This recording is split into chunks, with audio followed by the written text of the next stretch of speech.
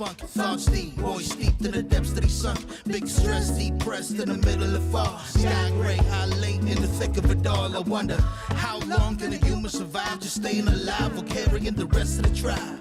Waiting for the day to arrive or struggling dies, and I be doing way, way more than getting by. So why? Cop myself a cup of coffee, sipping water in it softly, cleansing me of stress I hold. Hey, cop myself a cup of coffee, sipping water in it softly, cleansing me of stress I hold.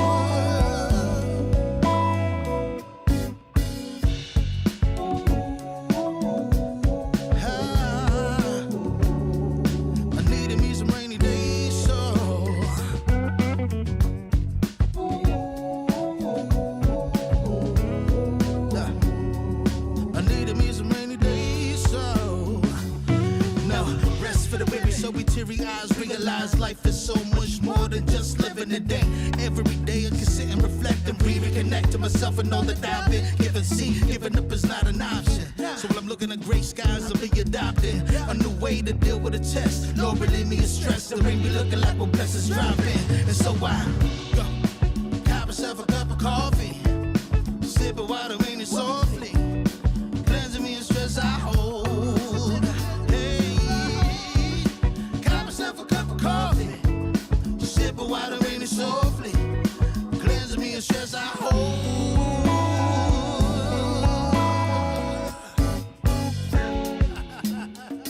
Hey, here we go. Yeah, let's do this. Y'all ready?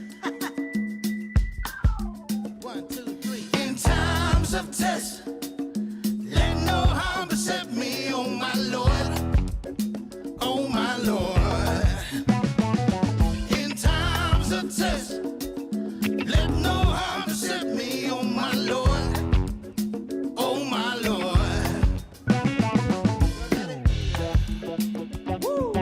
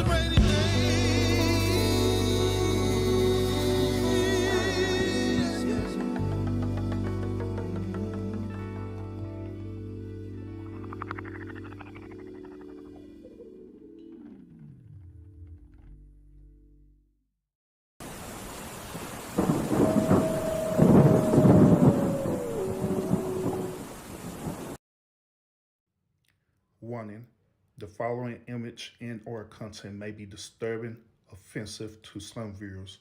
Viewer discretion is strongly advised.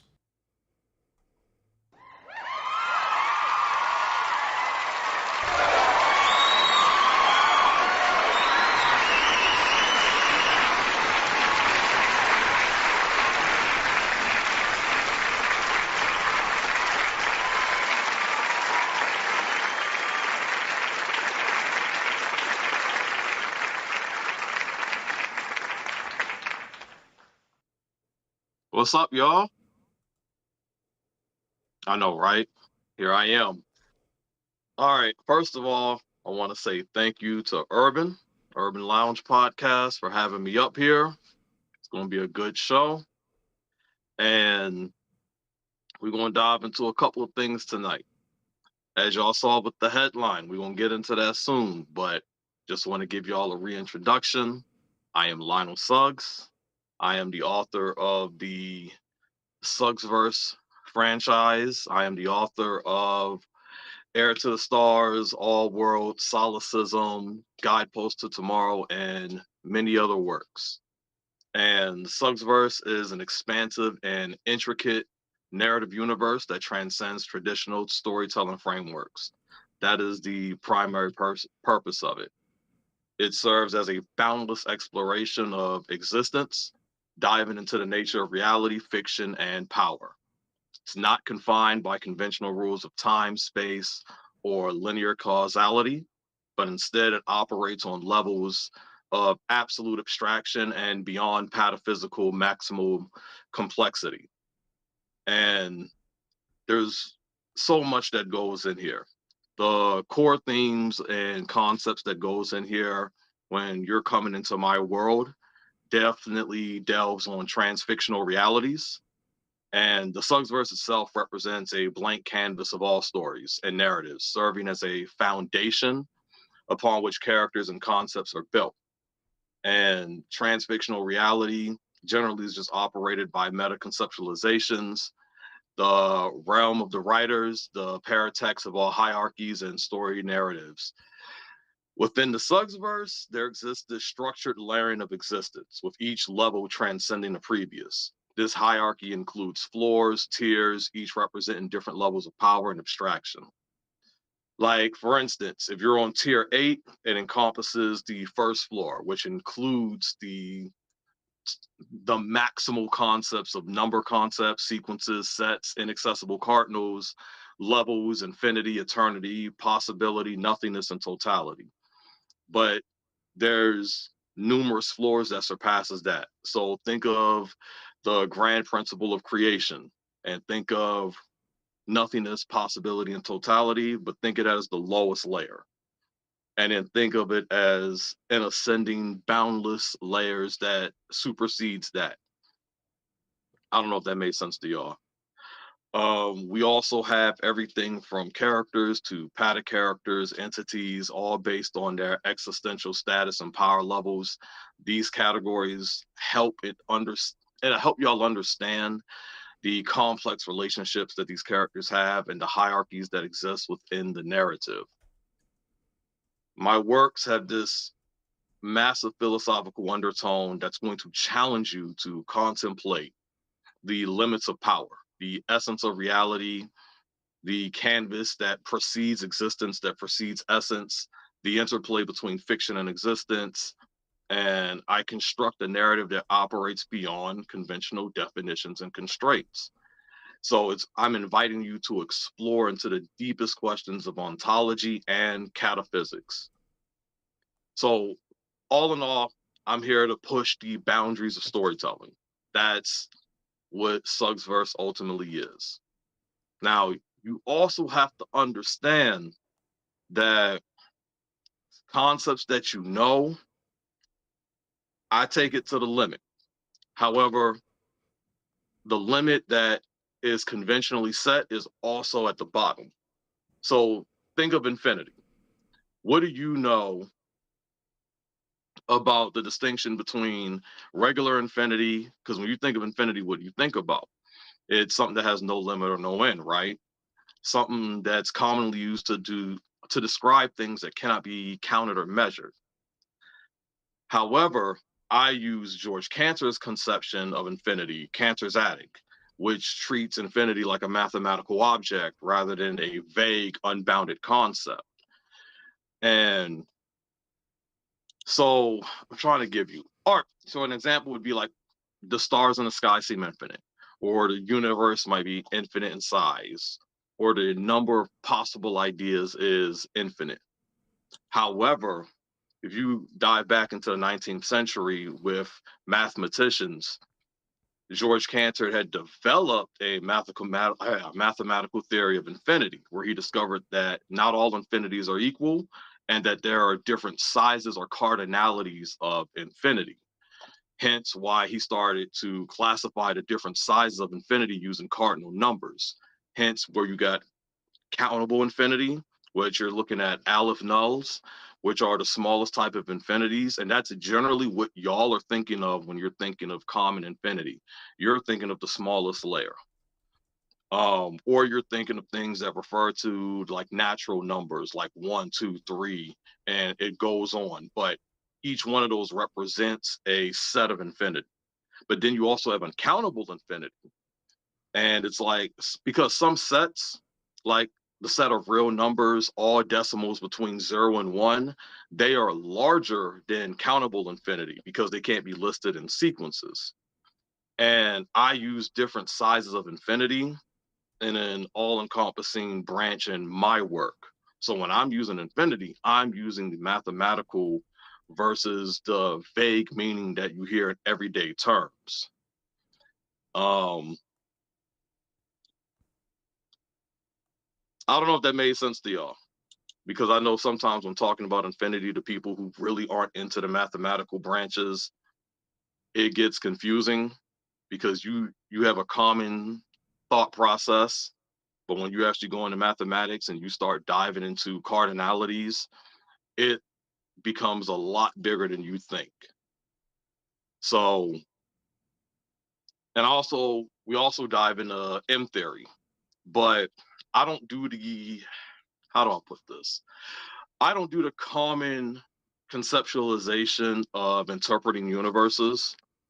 And if you know what M theory is, it is a theoretical framework in string theory that proposes the existence of 11 dimensions going beyond, what did I say? Oh, of the 11 dimensions going beyond the 4 dimensions that we commonly experience. You know, the 3 being space, 1 being time. It unifies the various string theories that suggest that fundamental particles are not point-like, but vibrating strings of higher dimensional brains. Hence, you know, M theory. Oh, my bad. That's by accident, bro.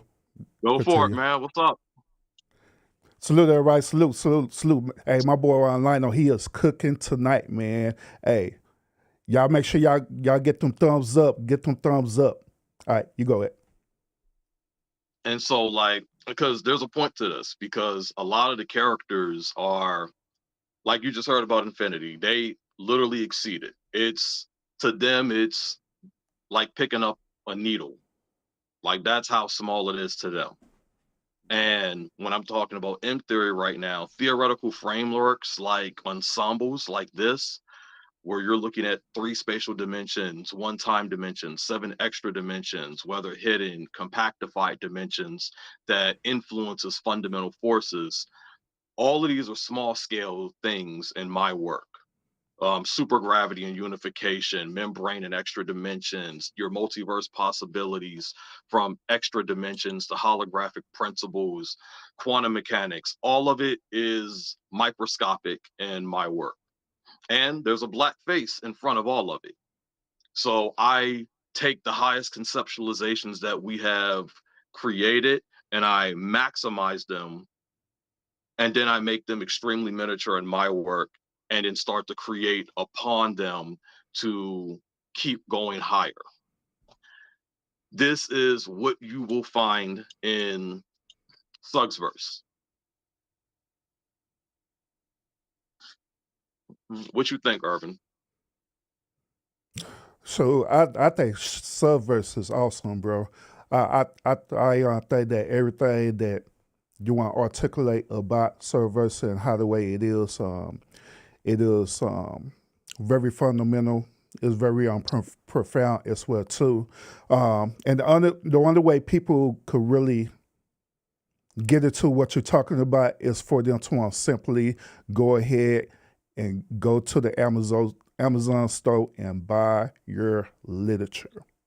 Buy the literature. You buy the literature, you'll begin to read it and you'll be gravitated into the whole story of the Shug verse. I'm telling y'all, once when you get into it, it's gonna pull you in for real, and you're gonna start understanding everything that Lionel is talking about. And I have been told to make a dummies guide for years. And when I say years, I mean since 2002. It's all I've been hearing. Make a dummies guide. I can't understand this stuff. Which it is there. I give you, if you go to my website, it gives you no, it doesn't. Yes, it does. It gives you on the very first page. It gives you a whole summary of. You got to click the door, and it's going to give you a list of concepts that'll get you into the work. Certain Yeah, things you can understand. I'll bugger and say, yeah, it do, bro. Like, what the hell? Yeah, I had to think about it for 1 minute, but yeah, because it gives you. I don't even look. I look at every page but the home page. That's the thing. So I forgot, and it also gives you a reading order for you to read the stories, but you really don't need that. You can dive into any one of them. So it kind of that one doesn't even really matter because people ask which one do you want to read? Which one should they read first? It doesn't matter. You can literally just dive in because it's a whole series of like different anthologies, different short stories, different flash fictions, different novellas. So I have different literature just throughout my entire thing. And but everything does require you to everything is layered. Let me reword that. Everything is layered because there are certain things you might not understand. If you have character A and character B, and character A can operate beyond the necessity of time, presence, and change, but you have character B smacking his character around, you're going to need to know what these concepts are and understand why character A, who's operating on a level beyond the necessity of endless transcendence, is getting smacked around by character B. So it's a lot of stuff that you're going to have to dive into and constantly read. And I do it on purpose because it is intricate, it is deep, and but it's going to help you grow at the same time. Your mind has no choice but to grow reading my work. Hey, Lionel, you got a question in the chat. Joe Go asked for it. this: how and where did you gather all this fiction from? Where did it all begin for you to start creating the Shugverse? Torture from my mom. Yeah, torture from my mom. Because whenever I'd get punished, she'd make me read. That was the. She'd make me read or she'd make me write. And I acted up. You got to read. Find a book, pick a book, write an essay on it. Got to the point where I just started like writing. At the same time, I was watching all these cartoons. Um, and I would have toys at the same time, and I'd be crafting my own little mini stories with the toys. And I'd be drawing also because there was no black toys. So I'd be drawing my own images and putting them over the toys, pretending like we had some black characters, and then I would just be just crafting these fantasies. But it wasn't until I really started getting into anime that I wanted to start writing. And then writing, anime, listening to a lot of concepts in there made me start picking up books on philosophy, books on metaphysics, books on abstractions, and it really made me start to go even further. So that's how it started, and that's where it really kept pushing me. I know y'all hear how I talk on panels or in the chat generally, but hold on. All right, I can read it for you. Okay, go That ahead. said, hello. Just quick question. Can you break down Shug silence? So essentially, the argument of power becomes irrelevant. So when you're hitting succulence in that aspect, it becomes irrelevant. So you're no longer operating under the principle, under the concept of power. That's gone. hierarchies that go into it, tiers, done, categories, modes, attributes, all eliminated once you get the succulence. And at that point, that's when you start operating on this type of scale. So I had to I had to maximize all of that and then go beyond. But obviously, you have to create something, and everything I'm doing is creating something higher or newer to surpass what's already been established in terms of meta conceptualization. All right, so Joe asked us, how old when you cross into anime? 7. 7? Yeah, it was 7. So that's that Dragon Ball Z era, right? Yeah, that 7 was years old? around then. But I was watching it. But I mean, I didn't start with Dragon Ball Z though, because I know a lot of people did. I was watching it was like they had random animes that was coming on like on Sunday, and I would catch them before I went to church. Mm-hmm. Yeah, Afro Samurai is lit. It's okay. Hey, I did that on purposely because I was kind of in a way trolling Lionel because I know Lionel has indifference with Afro Samurai. It's okay. They tried. They tried. Real quick, shout out to everyone in the chat right now. I appreciate y'all tuning in. Today, Lionel is hosting the whole entire show for us, and I appreciate him a whole lot. He is doing a phenomenal job.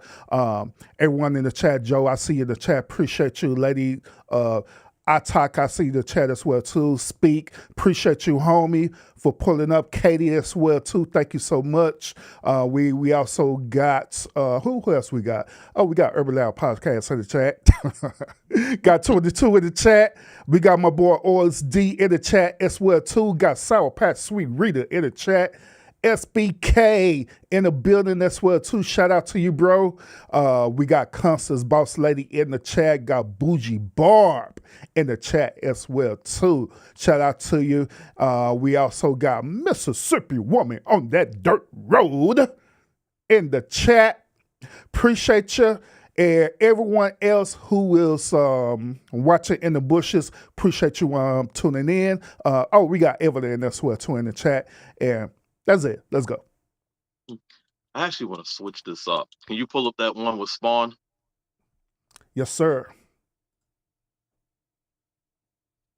So I have a question, and it's about Black people in sci-fi. And my question is the image more important than the creators behind it? And I asked this because there's this thread I'm on, and it says when creating Spawn, Todd McFarlane didn't want people to solely focus on the fact that he was Black. So he decided that when Spawn transforms, all of his skin sharp to a crisp and to remove pigmentation. Can you go to the second one? Yes, sir. The minority of superheroes. Now, let me note this: what he said. The minority of superheroes were like Black Panther and Luke Cage. And then there were some others from smaller companies. And they made the color the color of their skin a point. I didn't want it to be a point. I wanted it to be a non-issue. I have a problem with this. Spawn came out in the mid-90s, right? And in no, it didn't. 96. No, yeah, mid-90s, 95, 96. And he wanted to make a Black man a hero, but then take his Blackness away. I have a problem with that. Now, we do have characters that was out prior to that. When you think of Black Panther, right? 1966 is when he came out. When you think of Falcon, 1969, Green Lantern, 1972, Luke Cage, 1977, Black Racer, 1971, Storm, 1975, Black Lightning, 1977, Nubia, 1973, Vox, 1970, Bumblebee, 1976, Cyborg from Teen Titans, 1980, Vixen, 1981. You have a ton of these Black characters. And I could argue Only Luke Cage, his image was mostly about him being black. But you have another white author who wanted to make a black character. Everyone that I just named, by the way, was all made by white people.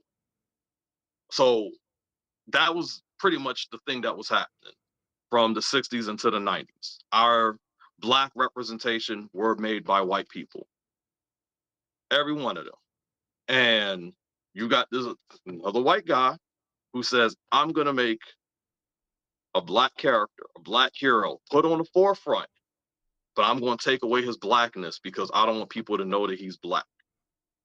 I don't want it to be an issue. And it's like the biggest animated cartoon with a superhero of that decade would have been Static Shock, where him being black was never the focus of his character, but they incorporated it because, again, he is a black in the hood, but they incorporated and it was huge. And the flip side, Power Rangers, you had Zack, the Black Power Ranger. We knew he was a black dude, and he incorporated a lot of black tropes into his character. Although it was for kids or geared towards kids, the fact of the matter is, kids looked at him and said, yo, I want to be the Black Power Ranger, because that was important. So now you have this white guy saying, I'm going to make a black guy, a black hero, but I'm going to take away his blackness. And I've talked to plenty of people who don't know who Spawn is, and they never knew this dude was white. They never knew he was black, period. And the problem is, we're sitting here saying, oh, well, this is a black hero. But at the same time, how would you know? Because he didn't want that there. So it goes back to what I'm asking, is the image more important than the creators behind it? Because you don't have a lot of black writers that are behind the black characters that are being pushed out today in the science fiction community or the fantasy community, or call the superhero community if you want. But you don't have the black writers really pushing out that content. But you have a lot of the white ones pushing our image out there and creating that representation for us. So that's what I'm asking. Is the image of it, is it just us being there? Is that more important than the Million Man March of White Men that's writing us, that's creating us and putting us out there? So I got an interesting perspective on that. Go for it. I believe that the reason why the white authors was pushing out black comic book characters is because during that time frame we was dealing with civil rights movements and equal rights as well too, and so it would make them look racist as hell for them not to have some type of African American representation in a literature. And so I honestly believe that they start pushing that out just so they won't get in trouble with the government, just so they won't be looked at as being racist. So let me know that I can get behind what you're saying, because they was, for the most part, sidekicks. For the most part, they were secondary characters. They were never really pushed into the limelight like that. It wasn't until the 90s that we started seeing these characters pretty much start the mainstream. Mm-hmm. That's when they started, like I brought up Static Shock. We know that's from Milestone Comics, and they was trying to make him like a primary character, like Icon. But this is a black company. These are black writers and artists that are pushing his content, but DC bought them out and then shelved them. Before that, we just had a whole array of black characters, but they were never really put in that spotlight. And it was like, dang, is that all we are, secondary characters? Yeah, I mean, check out what was happening though in that time frame. Just like I said, we was dealing with equal rights, and we was also dealing with civil rights too. I believe we was dealing with post segregation as well too. So I would say this. You know when you look at the old videos with like Martin Luther King, Malcolm X, and they show them videos of us being surrogated, whites on this side, blacks on the other side. And the reason why they did that is because all they was doing was trying to do the bare minimum to trying to fulfill that they honoring the law of the land. You know what I'm saying? So that's why I made that point saying that when they push these black comic book characters out, they're just doing the bare minimum, which is Oh yeah. we're just gonna throw these people out here just to say that we got black representation, so we won't get sued or get took into court or anything like that. But So how that did is my that opinion. how did that look for the image of us though? So Because it made it made us as black people look like sidekicks. It made us look like yeah, we wasn't equal at all. Period. Until later on, until as you say the '90s and stuff where we had better representation. like that's when we really started getting some of the black writers into the companies or doing small companies, but that was also during the whole comic books aren't selling the way they used to, so that's going down. So they started getting bought up by DC and Marvel left and right. Marvel and DC got bought up literally also. Um, I mean, obviously, modern day looks a lot different than the 60s into the 90s. However, how much different does it look? Because the majority of our people are still being written by white people or being created by white people. But we Hmm. have more people involved. They'll draw a character, they have no problem being an artist, but in terms of creating the character, it's still the white man doing it. But if I talk to people, because I do this stuff, to me, it's serious. Other people are going to look at it like, well, hey, I'm just happy we have the face out there. I can't get behind that. Like, what are we doing? Why aren't we pushing creating more? Because clearly it's a big industry. It's a big genre. People are invested in it, but we're not pushing us out there. Do I make sense? Hey, it makes sense to me. So yeah, I have a problem with that. And that's why, again, I asked, is the image more important than the creators behind it? Because you talk to a lot of people, they only see the image. When they're looking at a Black Panther, and I stay on him, when they look at Black Panther, they're like Wakanda Forever. They're all hype. What they see is a Black director. What I see is a white creator, two white men creating this concept back in 1966. So let me give you just a little bit of pushback on that Go concept. for it. That's a little bit. That's a little bit. That's a little bit. So would it matter about the representation as long as the goal has been achieved?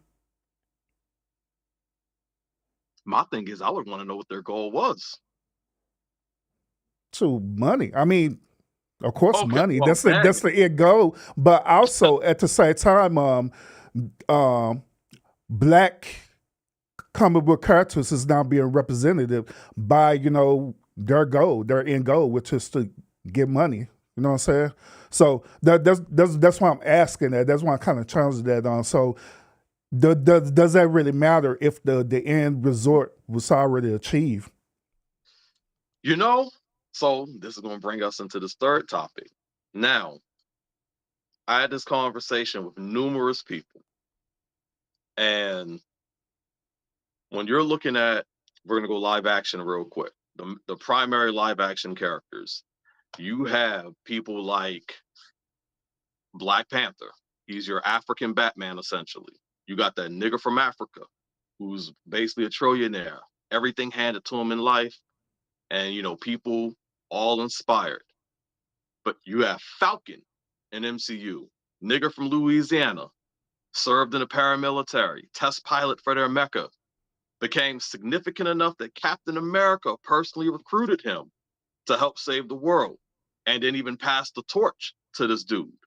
We call him corny. Luke Cage, nigga from the hood, can't stay out of jail, no mission in life, just handed powers. People love him. So are you insinuating that people like the Pookies versus the corny Yes. dudes? So Luke Cage is literally a Pookie, and he gets the fist in the air for him. But then you got Black Panther, the rich trillionaire, who don't got to do nothing. Of course, women are going to look at that as sexy. But then you got Falcon, the hard-working black man, who's done everything right. But he the corny nigga. Damn.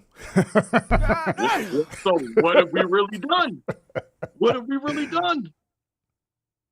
They're literally a representation of how these women out here be acting. I know, here's the other Lionel. But that's what it is. Now I'm very interested in Green Lantern that's coming out. Green Lantern's story is identical to Falcon's story. But you already hear the reception from the women.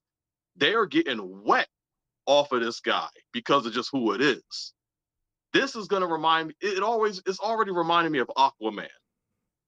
Because Aquaman, it's his fan base was women. That's what his fan base was. It was women. And it's looking like Green Lantern at least has the potential to be bigger than that, because at least guys already like him. But again, the women are already getting wet off of him. But his story is quite literally identical to Falcon's. I don't hear no one calling him corny yet. But again, his movie ain't here yet. But we've seen now how the comics has translated. I mean, Spawn, go back to Spawn, the nigga that went to hell. And people are like, hell yeah, that's my nigga. But Falcon's the corny dude, right? Mm-hmm. So what have we really accomplished? Real quick, everybody, real quick. Appreciate everybody tuning into the stream. I appreciate y'all want thumbs up the live as well too. Tonight, Lionel is hosting the whole entire show, and I'm co-hosting for him. I appreciate y'all a whole lot in the building. I see a couple of people that came in. Selena, I see you in the building. Appreciate you. I think I seen a couple more people pull up as well too. Yeah, or maybe not. Oh yeah, the chat lit, bro. But we're gonna get. Yeah, we're gonna get to some questions because I highlighted some questions that was asked you too. Matter of fact, let's get into that right now. All right, so here's the first question. Barb asked you this. So, are you saying you were punished a lot? Oh heck yeah, I was a badass little boy. Constance asked this. Lionel, where are you from? Unfortunately, West Baltimore City. Shout out to Baltimore. Barb, she followed up and said, is anime like animation from a certain country or does different expression through animation? I have never understood anime. Dumb it way down for her if the chat doesn't mind. Anime was still is a style that is represented from Japan largely. However, there are other places now that has started to do anime style in terms of, output. It's not that serious, but you can definitely tell the difference between anime and cartoons. We'll say it that way. Anime is definitely very different than what you're generally going to see in cartoons. There is a particular style to it, and there's definitely a method behind what goes into it. I hope that dumbed it down. Yep. Yeah, that's as dumb as it's going to get. God damn it. All right. So, he said this. I feel like he did that only because he knew comic book fans are racist as hell. I say that. I think comic book fans are among the biggest races you'll find. If y'all are in that world, they are among the biggest races that you will find. you even mention a character is black, or even question why a character couldn't be black, or why you couldn't get a little bit more representation, they will go hard on you. Like, damn, it must suck being black is the only thing important about you, or it must suck having your whole identity being a color. Um, these are the nice ones, and these guys go hard. For the last 30 years, I can agree they're among the biggest races you'll find. Mm-hmm. Sweet Rita, she says this. My son-in-law is into Japanese anime. I don't understand it. That because You South got to has get been into it. hard-headed. Yeah, you got to get into it. I always tell parents, like, I know most of the parents, their kids are into anime. If y'all are not jumping into it, y'all are missing out. You can legitimately gain some life lessons from this stuff. You can gain quality lessons. It can completely transform your mental and how you think on certain things. And I mean, you can relate it to a lot of things. I always say, I don't like Dragon Ball Z. I think its story is utter trash. But I can relate every single thing in life. Give me any type of situation, I can relate it to Dragon Ball Z because it actually does have so much it can teach you. Hmm. Absolutely.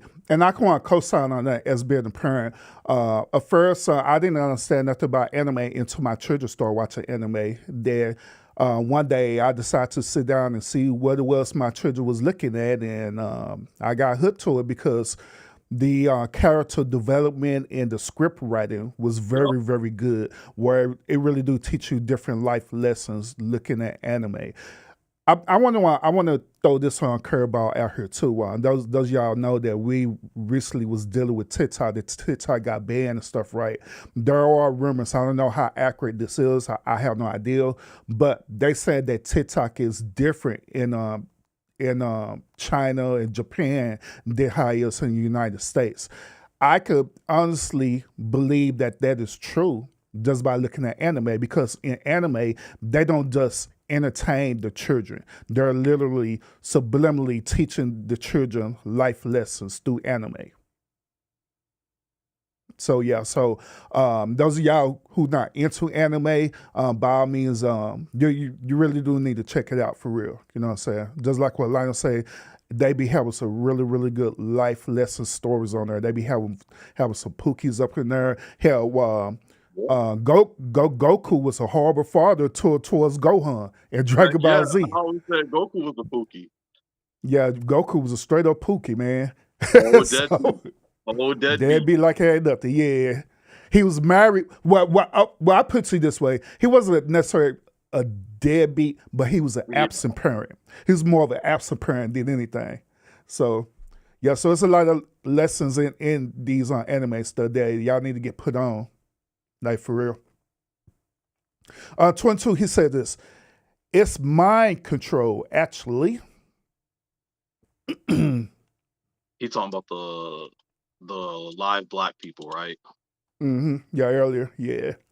Barb, she said this. I don't think that it was completely in urban. Some of them pushed these characters because they wanted to support racial advancement in ways that they could. And she responded back to my rebuttal on that earlier. And Barb, I could actually agree with you on that. Yeah, I I could can agree agree on with that. that. All right, Joe says she's back. She said she had let her son hear your explanation from the beginning. He said he understands your first book better now and is intrigued to continue to reading it. So thank you for this. Hey, thank you for the support. All right, and finally, Barb said this. Are you saying what we think about him or what you think about him? Which him? Because I mentioned numerous hymns. Which hymn? Yeah, she'll have to clarify that because I don't even know what she's talking about. I don't know what you're talking about. Because I don't want to just answer it, but and just be wrong. Hmm. All right. Oh, Joe say this. I was very much into the series of anime like Bleach. Oh, my mom loves Bleach. That's one of her favorite series. Um, except my mom is stubborn. She don't like to watch things subbed, so she's waiting for everything to be dubbed so she can Dub. watch it. Mm-hmm. Yeah. She's one of them. Jay, salute. Welcome to the stream. But I use Bleach and actually me and her. That's actually how me and her communicate. Like just real talk. Me and her communicate through using Bleach analogies.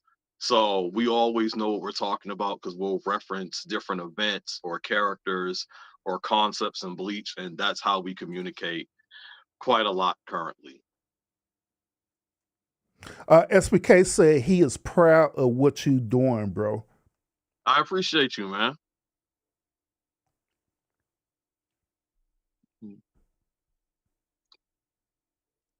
Did what's her name clarify? She said she don't remember what she was talking about. You know Oh how my Bob goodness. is. She has to be talking about the what you call it when I was talking about the live action representation.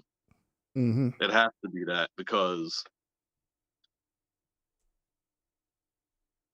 if I take what she said, oh, go ahead. Well, she asked her that. She said, "I do have another comment. I didn't know you were into regular comic books and characters." Well, I do take hiatus here and there because I personally don't like how DC Comics write a lot of their stories, and I also don't like how Marvel writes a lot of their stories. I think a lot of stuff is trash. I see the movies. I'm very harsh on that. So I'm generally not a fan of what they're putting out. I always have the irregular opinion on certain things, but it's mainly because I expect more.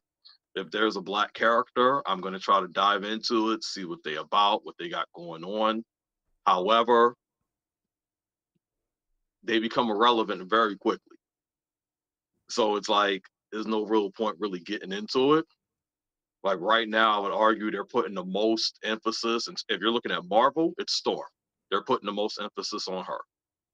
If you're looking at DC, it's the power company. They're putting the most emphasis on them.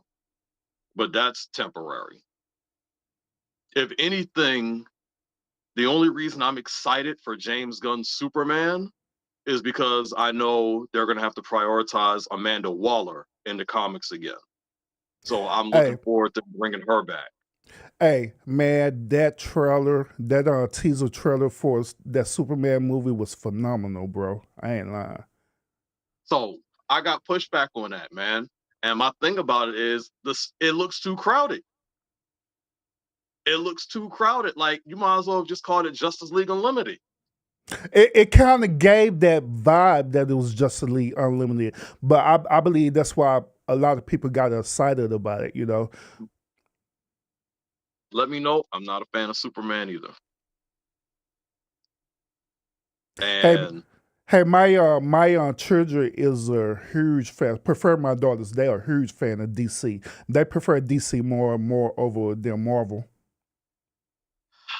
like, so here's the thing. I actually did like Image Comics before they got absorbed. I did like Vertigo a little bit before they got absorbed. I have read some of some smaller companies before they got absorbed.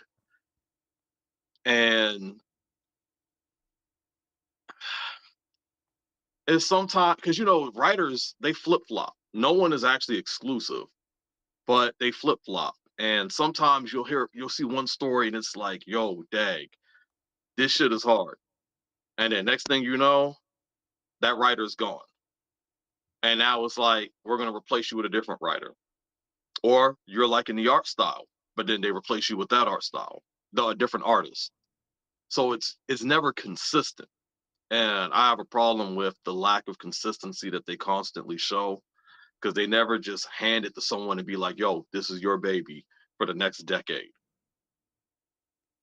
Hey, Lionel, one Constance has a very important question that she need Go to for ask you. She says this, Lionel, why Maya picture ain't on the wall back there? it.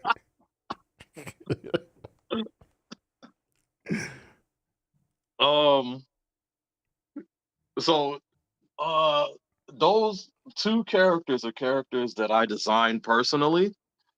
On a 3D program. So these are characters literally both took like almost 13 hours to craft. And the other one is one of my favorite animes of all time, Gundam Wing. It taught me how to be a loser, essentially. It taught me how to lose, but overall win. So that's why those are there and not Maya, because Maya ain't teach me nothing. Other than to be Real. promiscuous. Yeah, outside of that. Constance, she said, Lionel, what is your favorite comic book? Just asking.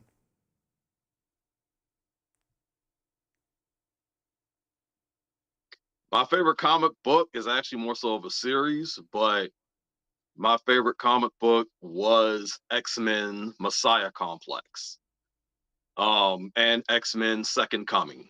Both of them would have been what I would consider my favorite comic book series because it dealt with Cyclops pretty much having enough with everything.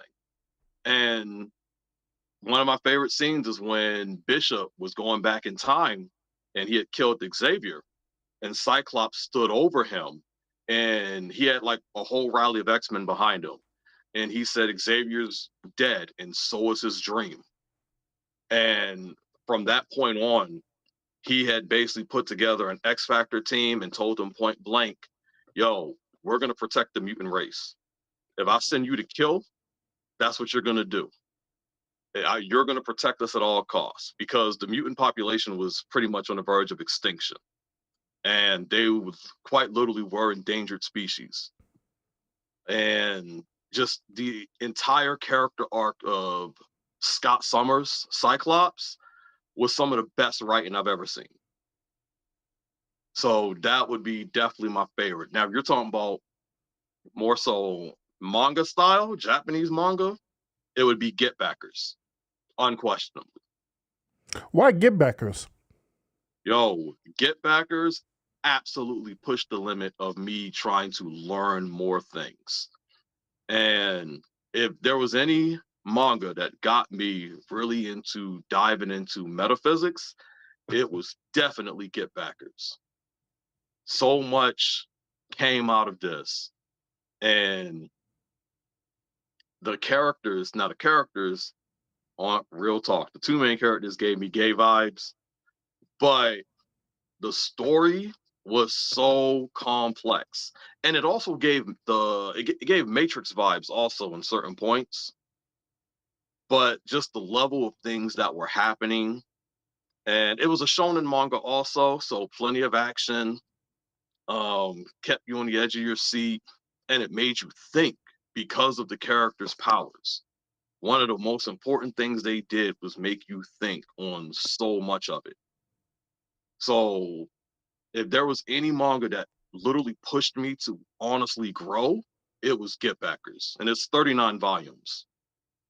Mm-hmm. Yeah, that's interesting. Yeah, Get Backers is in the top percent, by the way. But I asked that, yeah, because you write that as number one. I like, oh, okay. But I understand why. You know, I understand why because of the metaphysical part of it. So yeah. I mean, yeah. Go ahead. Oh, Joe, she said this. Oh, let me tell you, my son said when he started reading and a character just appeared out of thin air all of a sudden. He didn't understand why, but understand better now, if that makes sense. Hey, Joe, don't feel bad. When I saw him reading his beginning books too, man, I was like, what the fuck? What the hell's going on? But when I went back and I talked to Lionel about that, it was our conversation. He was explaining to me about the importance of Suggs, right? And so he was explaining to me that different characters are depending on their, how the way I call it, their level of divinity. That's how the way I interpret it as. They could just do stuff. Just if they just think about it, it's just going to manifest. It's just going to automatically happen. If that makes any sense. So that's the thing. So Now, if we go into that real quick, because think about a lot of heroes I just brought up. Think about the characters we brought up and whatnot. That's why my characters are different. My characters are different. I'm doing what you don't see in mainstream media. Period. I'm doing what you don't even really see in independent work, and I've done the research extensively. Like, these characters operate on a maximal conceptualization, and they have to. Concepts like speed, time, presence, change. You'll see that concept literally for an attosecond. And then, just like that, the character has superseded that by endless folds. And they use what I call Suggs logic to do that. And characters, once they really have a grasp on Suggs logic, they operate in a series of endless transcendence, just constantly ascending upwards.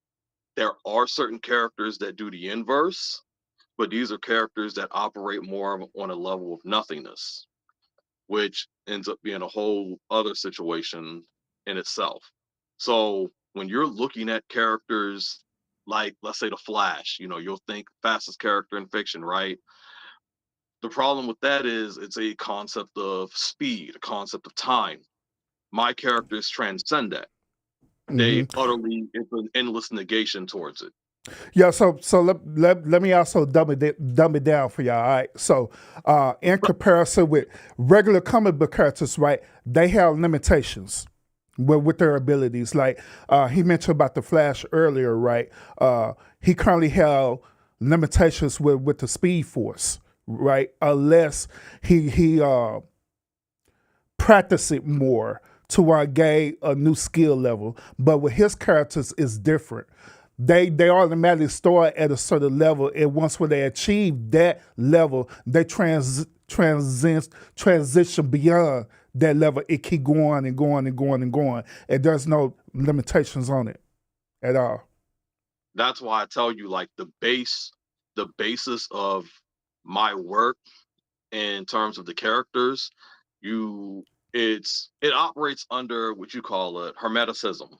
That's where I got the idea from, and summum philosophy, where, oh yeah, that's another thing. I've also had to do extensive research into divination. So basically, gods across the planet, creation stories, creation principles, just across the board.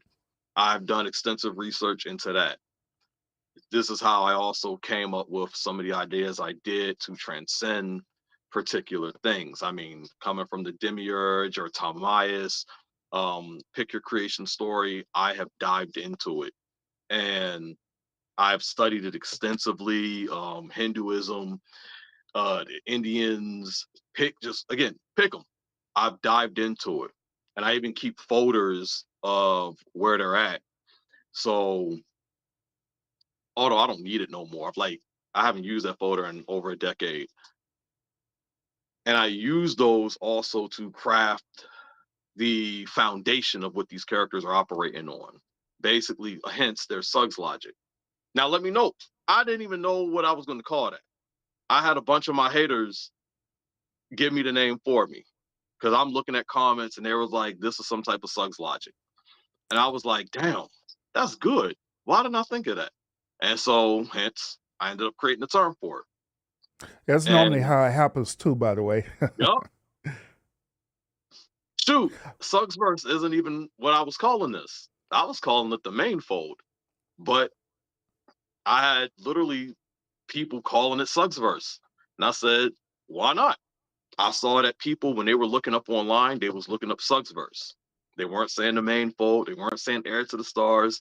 Everybody was looking up Suggsverse, and I was like, I need to do something with this. Mm-hmm.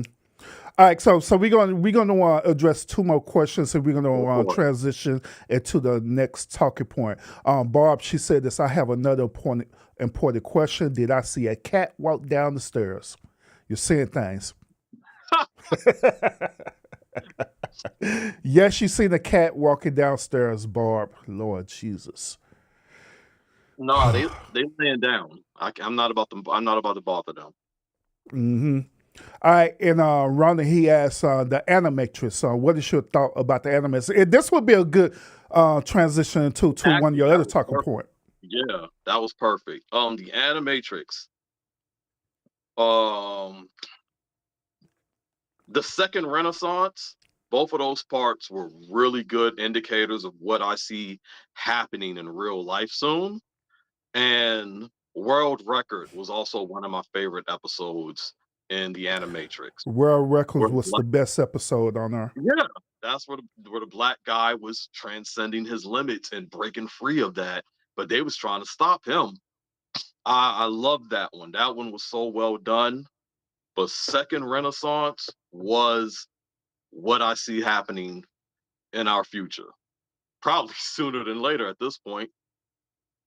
I thought the Animatrix was well done though, honestly. I think they did a spectacular job telling their stories, and it takes you literally from the Matrix into the Matrix Reloaded, but it definitely gave you an insight to what it gave you more of an insight to what was happening in their world, but it made you also reflect in our world at the same time. And hey, I have a I have hours worth of conversation when it comes to the Matrix. I had made my sister last year binge watch the entire thing because she had never seen them, and I'm like, nah, we gotta watch all this. Matrix, Animatrix, Matrix Reloaded, Matrix Revolutions, the new Matrix. I gotta show you Path of Neo. We gotta talk about this. Hmm.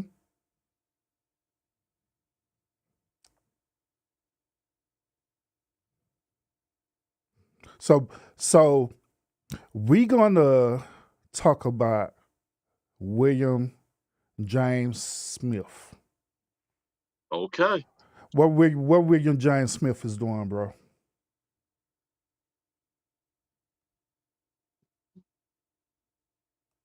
what's he doing?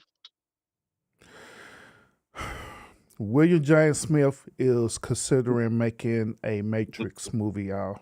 Why the hell he trying to do this high out North deal?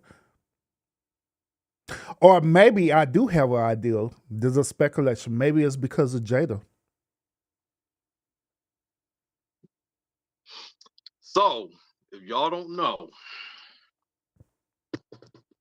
Will Smith had teased the Matrix in a post recently. And if y'all know the backstory, back in the 90s, Will Smith was the one that they considered for playing the role of Neo. And Will Smith turned it down because he didn't understand the script. So instead, he decided to do another sci fi, Wild Wild West. I mean, technically it's steampunk, but steampunk is a subgenre of sci fi. He did Wild Wild West, which I considered one of his worst movies. So instead of doing The Matrix because he couldn't understand it, he missed the opportunity to not only do a groundbreaking role, but maybe give black people some different conversations. Just because you see how people reference Morpheus all the time with Lawrence Fishburne, but we could have been referencing Will Smith as Neo. But again, he didn't understand the script, so he said he's gonna do something different. Is it too late?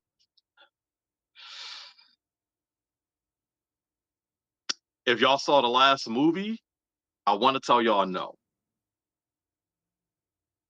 But at the same time, I don't think he's going to have the same impact he would have had in the 90s if he would have done.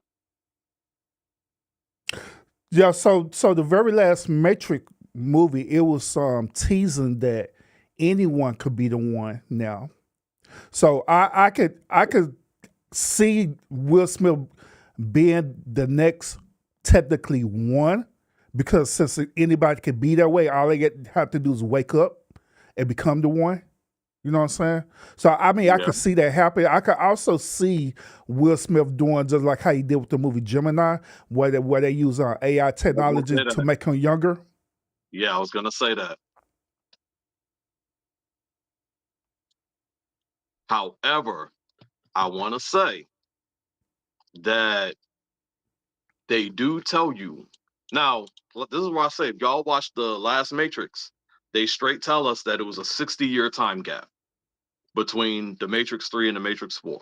That's 60 years. There is enough that's there's enough for you to tell a story. So you can insert any type of storyline at this point with that time skip. At the same time, the second Matrix movie, Matrix Reloaded, when Neo had reached the source, the architect, he told him it was five, if I'm correct, it was five matrices before Mm-hmm. the one that they were currently in, which also brings you a time. You can put Will Smith in that role. So they could literally expand the story with him instead of outright just doing a sequel. Mm-hmm. Yep. Yep. I Yeah, do want to that's good touch on opportunity. him. I want to touch on this real quick because when it comes to Will Smith, I know some of us may not be a fan of him. I know he's fighting for the beta championship right now, the simp championship of the decade. Beta. But Will Smith, I put him as the king of sci-fi in terms of black representation, in terms of the forefront. He is the king, undisputed. The number of movies that this guy has been in, it supersedes every other black actor. That dude he's the crown king when it comes to black representation in sci-fi and fantasy. From Independence Day, Men in Black, Wild Wild West, the other Men in Blacks, I Robot, I Am Legend, Hancock, After Earth, Suicide Squad, Bright, Gemini Man. The dude has a resume. Mm-hmm. I agree. No touches that. You know Jamie Foxx was trying to catch up with him with a little bit by introducing that movie. What was that? Project Yeah, Power, yep. and that other movie where he was that clone Tyrone. And then he wasn't the main character. No, he was the main antagonist. Was he? Of Spider-Man. Yeah, Spider Man. He was named He was name. like Electro. Yeah, he was an Electro. Yeah, I'm trying to think how important he was though. he played a better role in the last Spider Man movie that they did, the one where they I had agree the with three you. Spider Mans. So Yeah, Will Smith, he's at the top. I mean, Idris Elba, he's got he's in sci-fi also. I got to give him props for that. John David Washington, Eddie Murphy, Zoe Saldana, these are other people that deserve that special mention. Who doesn't remember Robert Towson from Meteor Man, who Meteor somebody Man. said should get a sequel, Hell yeah, they need to do a sequel or a reboot of it for a real, man. reboot. Meteor Man lit. Meteor Man was lit, man, back in the day. Like we had like, and this will never be me saying that we're not in it. We're definitely in it, but we're the minority. Like what you call it, Speak. He always tell me, black people ain't into this shit. I Yeah, mean, what yeah, can I say? yeah. Well, man, yeah. Bro, speak tripping, man. It's a lot of black people that's into like sci-fi, anime, and everything, man. You just don't know that community is pretty deep, man. I ain't lying. No.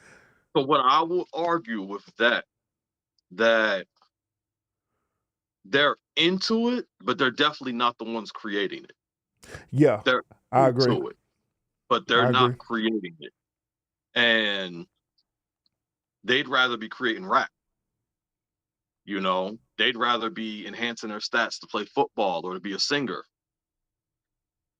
They'd rather be an angry, mad black woman.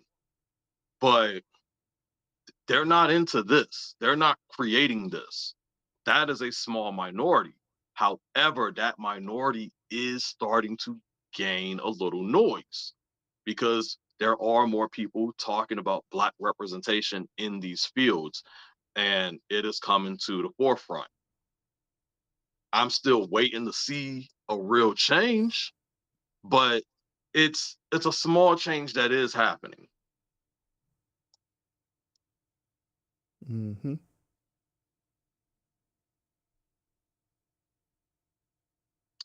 The chat saying anything? Now'Cause they does come in that that like Constance, she said that she like all the Matrix movies.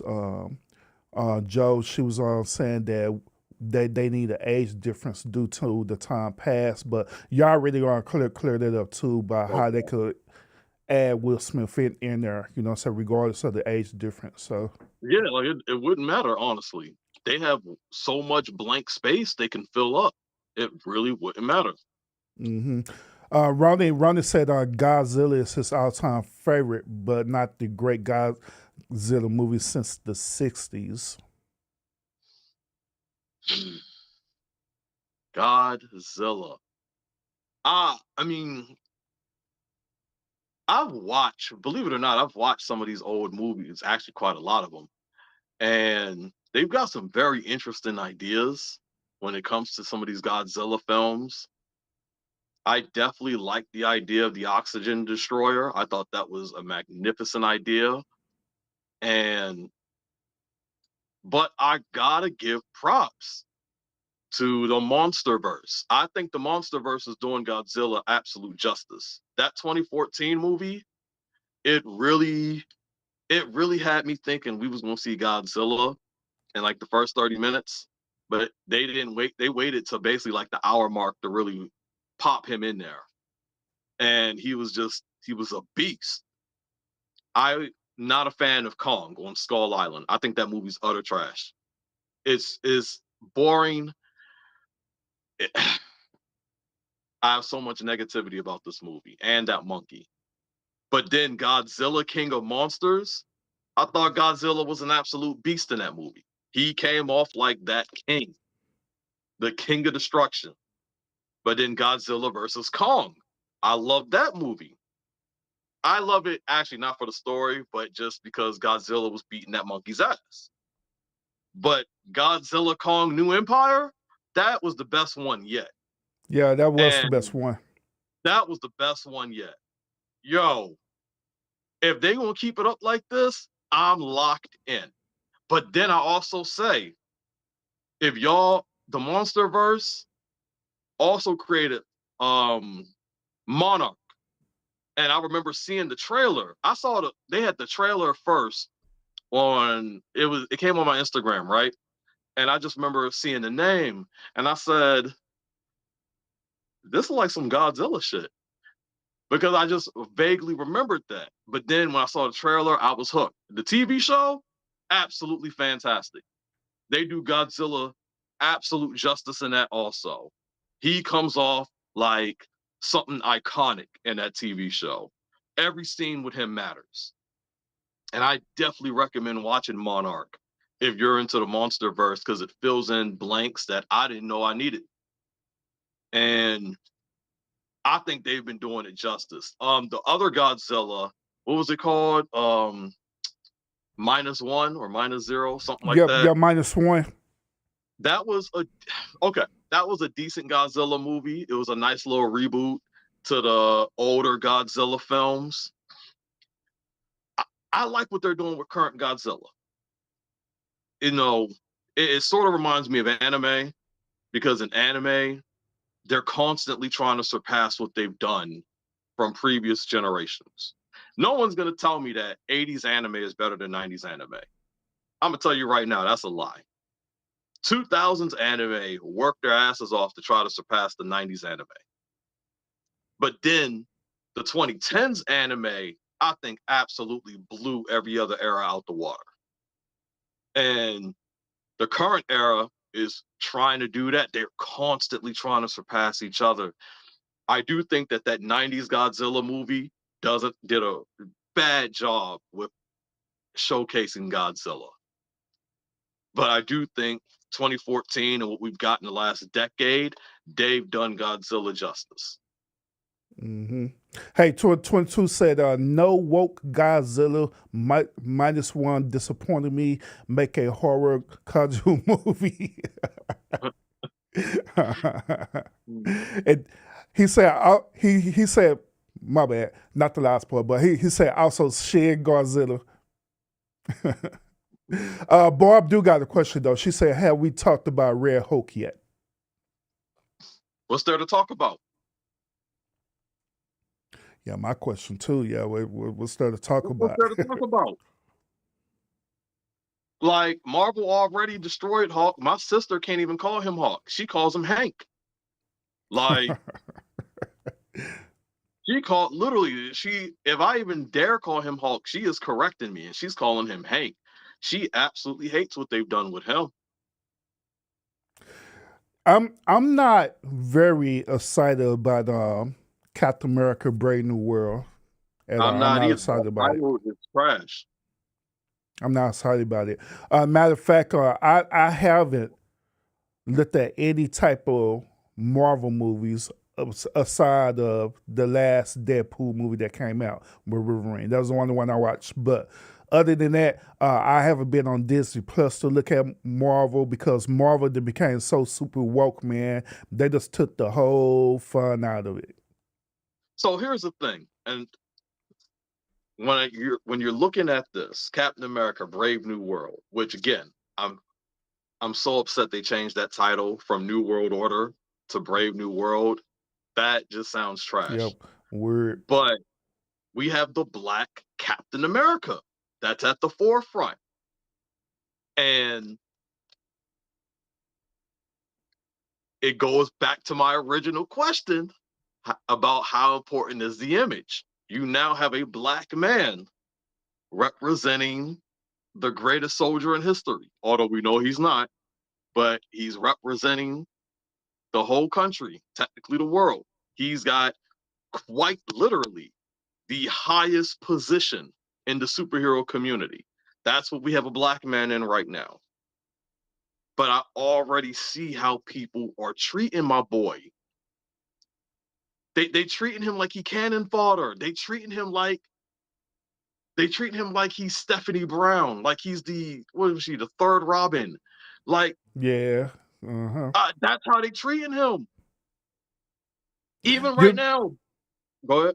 you know even when they was doing the Falcon versus the Winter Soldier, they were still pushing him as a second string over the Winter Now, Soldier in that so series. now to be fair with that one, he was supposed to be because that's who he was supposed to be Captain America's sidekick. So he wasn't his own individual person at this point, but he was supposed to be the sidekick. And I think the things to take away from that, because no offense to Falcon, but he's not as big as the Winter Soldier. Even in the comics, he is nowhere near the prestige of the Winter Soldier. But at the same time, Captain America recruited this dude. He put his trust in him. When they were going to war, he was bringing Falcon with him. So they tried to give you that importance of him. Hmm. Oh, Constance, she got a question. She said, "Line on question: If you was in a comic book, which cartoon character would you dress like?"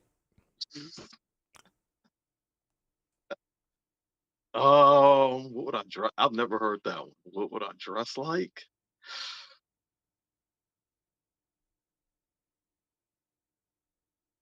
Man, this about to sound so bad.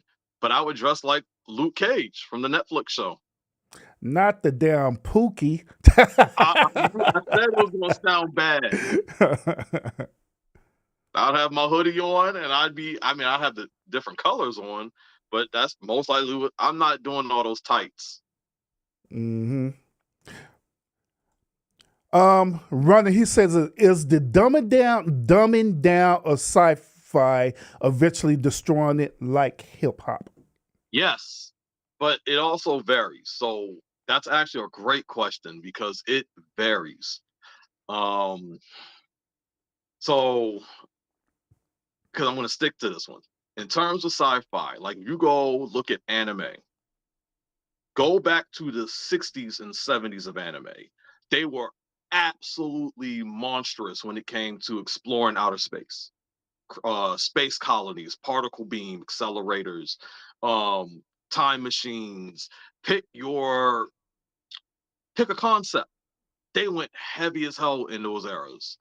Into the 80s and 90s, we started seeing living starships and whatnot. We talked about The Matrix, man, they were on their game long before that. All they had their cyborgs,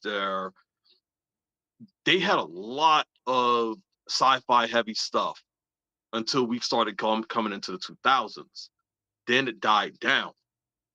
While the concepts are still pretty interesting, we are nowhere near the level of what we were doing back in, like, again, the 60s and 70s. Of course, this also, you'd have to go in a particular genre. So most likely you'd have to be watching a mecha anime in order to really get that sci-fi stuff out of you. If you're looking at live action, what are we looking at? Movies or TV series? Because in both respects, the sci-fi aren't exactly getting that attention like that. More so fantasy, I would argue, than sci-fi, but they're not really getting that attention. It's there, it's definitely there, but it does come off like they're dumbing a lot of things down compared to where they could have been. But again, when you throw out a series like Terminator and it does so much, then no, let me stop myself, because people are lazy. That's all it is. We got a lot of lazy writers.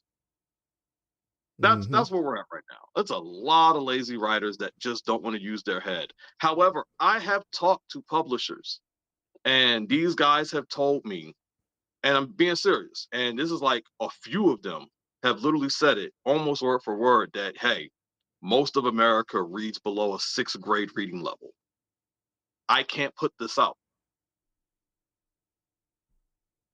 This Mm-hmm. stuff is well above that.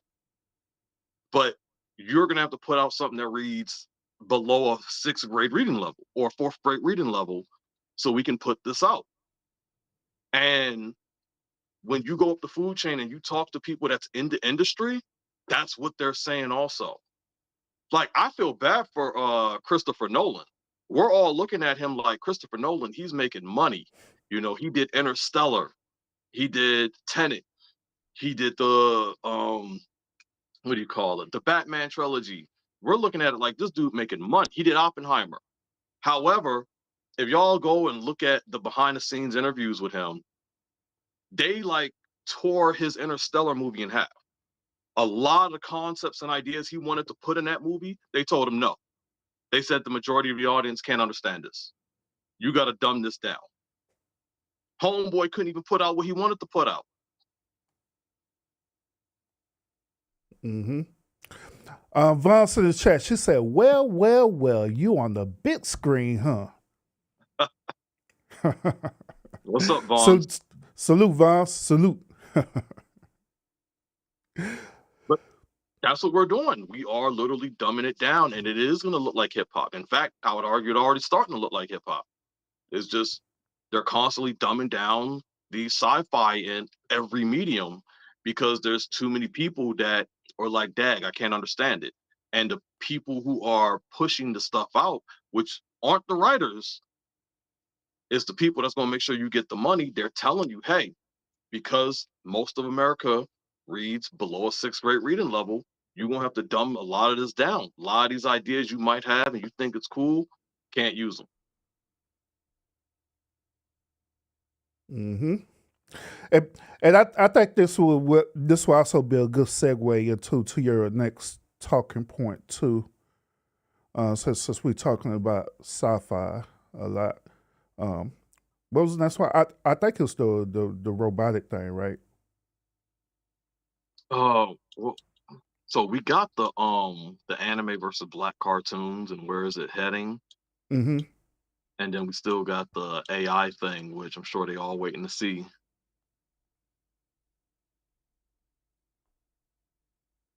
I will before, yeah, because I'm gonna do that one. I'm gonna do that one next because the thing is, what they just brought up was very interesting because I've asked if because y'all asked earlier, what's the difference between anime and basically cartoons, or can you break it down for us? I don't know if y'all remember like Hammerman in 1991, and it was like a short animated cartoon based off MC Hammer. He was a superhero with magic shoes. Sounds stupid as shit. And ain't as dumb as Shaq ass. Oh dang. But this is just animated. Static Shock, that came out in the 2000, and it was about, black teen who gained power to manipulate the electromagnetic spectrum. You have Motown Magic that came out a couple years ago. It was a children's series about a young boy who uses magic to bring Motown music to life. Cannon Busters, written by a black guy. This one came out a while ago, but it was about this. It was a diverse cast. It was kind of like a Cowboy Bebop kind of thing.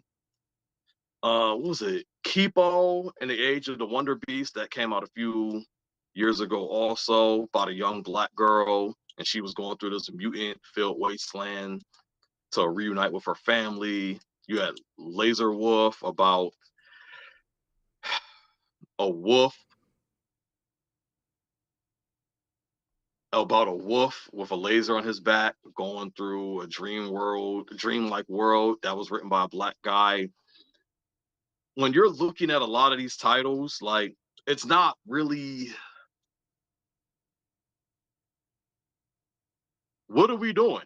Like, again, when you give some of these black people the pen, it's like the sci-fi, it doesn't look like anime. Like, that's the thing. It doesn't look like anime, where they're just, the conceptualization is heavy and the lessons and undertones are heavy. Even in sports anime, it's heavy. But when you're looking at the cartoons over here and what we're doing or what we're being represented in, it's kind of trash. Now, I have heard some good feedback from Castlevania about the second season. There's a black character in there that apparently a lot of people like. And I know Arcane just had a black characters that people thought was well represented. But Oh, that girl in arcade, man, say, hey, I agree. bro, if I was married, bro, and she was like a real life person, man, I'll be simping over her like you be simping over Maya, bro. I ain't lying. I agree. Yeah, she was fine as hell, man. And it's good to see us, but at the same time, we're still generally the token character. That's the thing. We're still generally the token character. Definitely in the cartoons. Star Wars is okay. It's definitely sci-fi heavy. I mean, it's a multi-billion-dollar franchise. Mm-hmm. However, I think the majority of the fans do more talking about the story than they do the sci-fi. But that's not really an issue either, because it's all incorporated. Yep. Ronnie, he asked you, have you ever seen the black chick from the video game Half-Life 2? You mean no.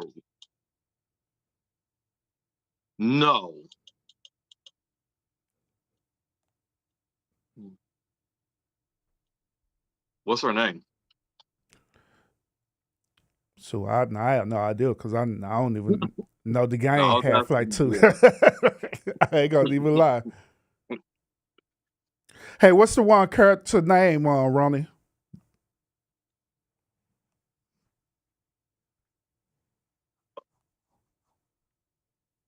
Are you talking about the actress that modeled for her? I guess. Because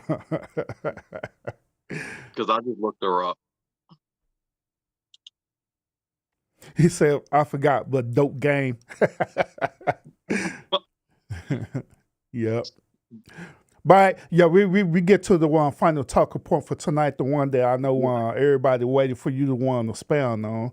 So This is yeah, pretty I want to crazy as dive into hell. the. Have y'all heard about? I want to know if any of y'all played Detroit Becomes Human, or if any of y'all has seen that movie AI, or if y'all seen the recent movie with Megan Fox, where she was the AI, because we're here now, everybody. We are here. They have introduced the new female robots, the AI, the Snow Bunny robots. And we here. I mean, I don't even know what else to say, but we are here. We are where science fiction has now become reality, like always. Hmm. Hey, I'm gonna say this. I'm gonna say this. The ladies in the chat, if y'all not treating y'all man right, we getting us a damn AI robot. It just is what it is. Yeah, at this point, because they're not pushing out men, they pushing out the women. Mm-hmm.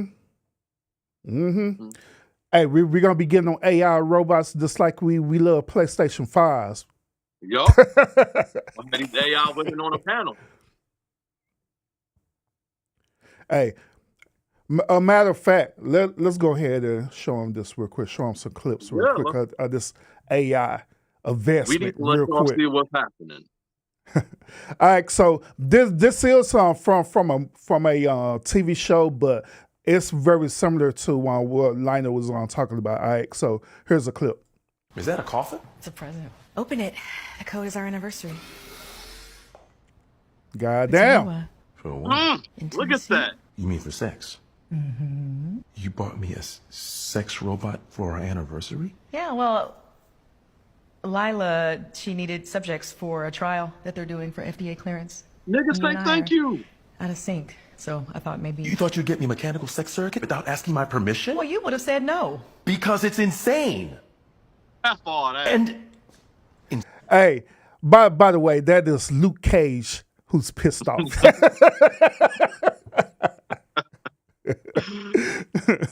insulting. Listen, I may be Megan Newman's house husband, but I'm pretty sure I still have some rights. I thought this would be fun. Sailing the Amalfi Coast is fun. Or playing poker. Or surfing. Nah, this looks But fun to outsourcing me. our sex life to a machine because you don't want to sleep with me? No, that is... Okay, dumb idea. Clearly. I am overworked and I'm guilty. So I thought, why not? Because I want you. Not a robot. Hey. Hey, boss, you out? Yeah, I ran to my house for a few minutes. We can wait. No, it's okay. I'll be there in 20. Great, bye. Oh, well, I gotta get back to the office to preview this presentation. Tell your sister to come pick it up in the morning.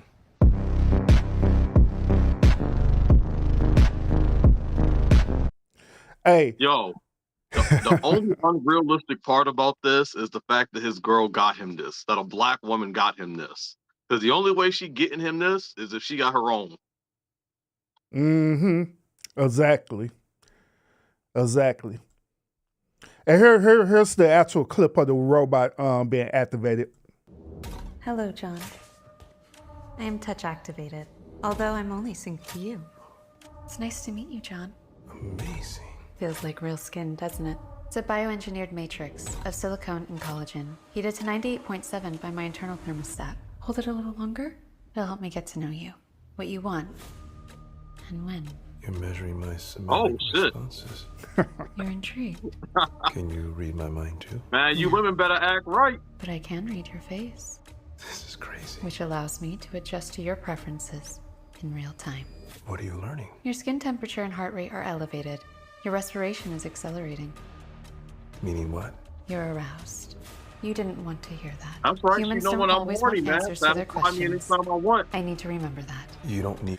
Hey, by the way, Lionel, immediately the women are hating in the chat. Vaughn says the AI robot looks creepy. Vaughn also say the AI robot can't keep y'all warm at night. As you could obviously see, Yes, you this can. this advanced AI robot, they got heat warmers and everything. Yup.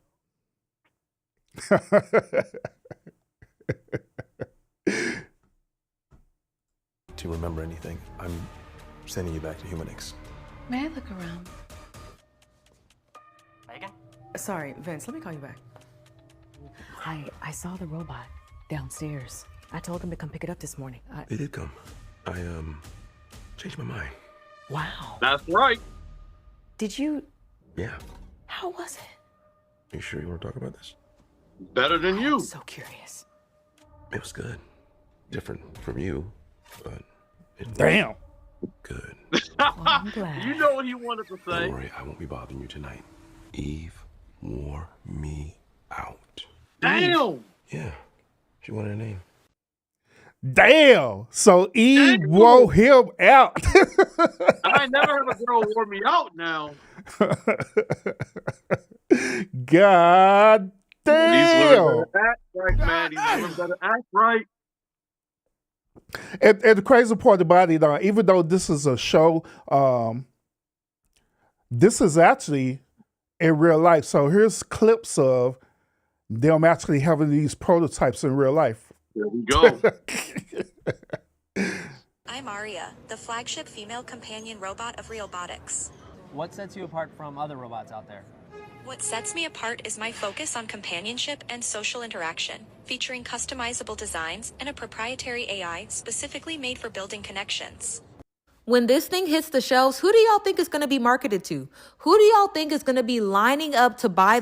I purposely wanted her coming in here because I wanted y'all to hear this modern day woman, because she gonna give pushback on this, and I want to hear your perspective on this. I kind of surprised you on this line too, but all right. Her out. This robot, because it's not women. So who do y'all think it's for? And you know, it's really funny because males will be like, men are the prize, women expire, men do whoop-de-whoop-de-woo, women need men. But in the next breath, they'll be in comment sections admitting that they're so desperate for the companionship of a woman that they'll settle for the next best thing. And these companies, they're catching on to that. First, it was the male loneliness epidemic, then the increase of male self-unaliving rates, then they make female companionship robots. Y'all are connecting the dots, right? Like, y'all see where this is going, right? And we know what companion means, right? Like, that doesn't need to be stated. And it's the way these men think that they're punishing women, like, oh, you're out of a job now. You mean some poor woman somewhere won't have to wash your dirty drawers, cook you dinner every day while breaking her back, working the same hours as you and going 50-50? Aw, man, how will she ever live? How will we ever survive? You aren't Women. behaving, so now we're going to get a robot to do all the work that we weren't paying you for. Like, you choose the bear, so we're choosing the robot. You never see women saying, I can't wait for the male companionship robot to come out. When the male companionship robot comes out, it's over for y'all. No, that's y'all. But you're supposed to be the prize, though. And women should consider themselves lucky to have you in their lives. Okay. And what's even crazier is that these things will come out and they still won't leave women alone. Oh, and y'all make sure to follow me on my Instagram because it looks like this app is really going away for real. Oh, all right. So I kind of put that out there because I know you gonna react to this. So go ahead, Cook. From the end, she's wrong because no. I'm gonna say she's 50-50. I don't think men is gonna leave women alone completely, but I do think they're gonna want to brag about their robot. Yo, my AI is infinitely better than any of this real women. This silicone vagina blows me out the water. I think the dudes are just gonna be hyping up their girl, their AI girl. I think she's utterly wrong on that accord. She's trying to connect the dots. Well, guess what? They created a solution. I mean, she was right. The women picked the bear. So the men get to pick the bot. I don't see the problem. The women are complaining. So they created a reason. I mean, y'all keep saying the men are complaining, right? The men are, all y'all do is complain. Well, there's a solution. Now the dudes don't got to complain. Get themselves a nice little bot. Get themselves a nice little Megan Fox, and here we go. Now, of course, they only got snow bunnies right now. So some of these niggas are going to have to wait for the Walmart version to come out when they start bringing out the Pukishas and whatnot. But these girls ain't for the streets. They for you. They are attuned for you. So they don't even got to worry about the girl being out in the streets. Hey, I problem. I'm gonna throw this out here too. Those of y'all know what happened earlier today in I believe North Carolina, right? Where this teenager he ended up going into his high school. They ended up shooting this girl. That he ended up shooting himself and killing himself, right? So the reason why I'm throwing this out here is because imagine if this dude actually just had an AI robot, man. Yeah. Imagine he just had an AI robot that just gave him that companionship.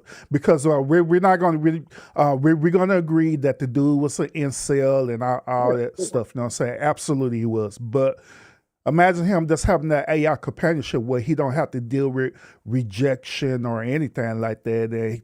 That AI robot literally could save a life because that dude would have never thought about doing that.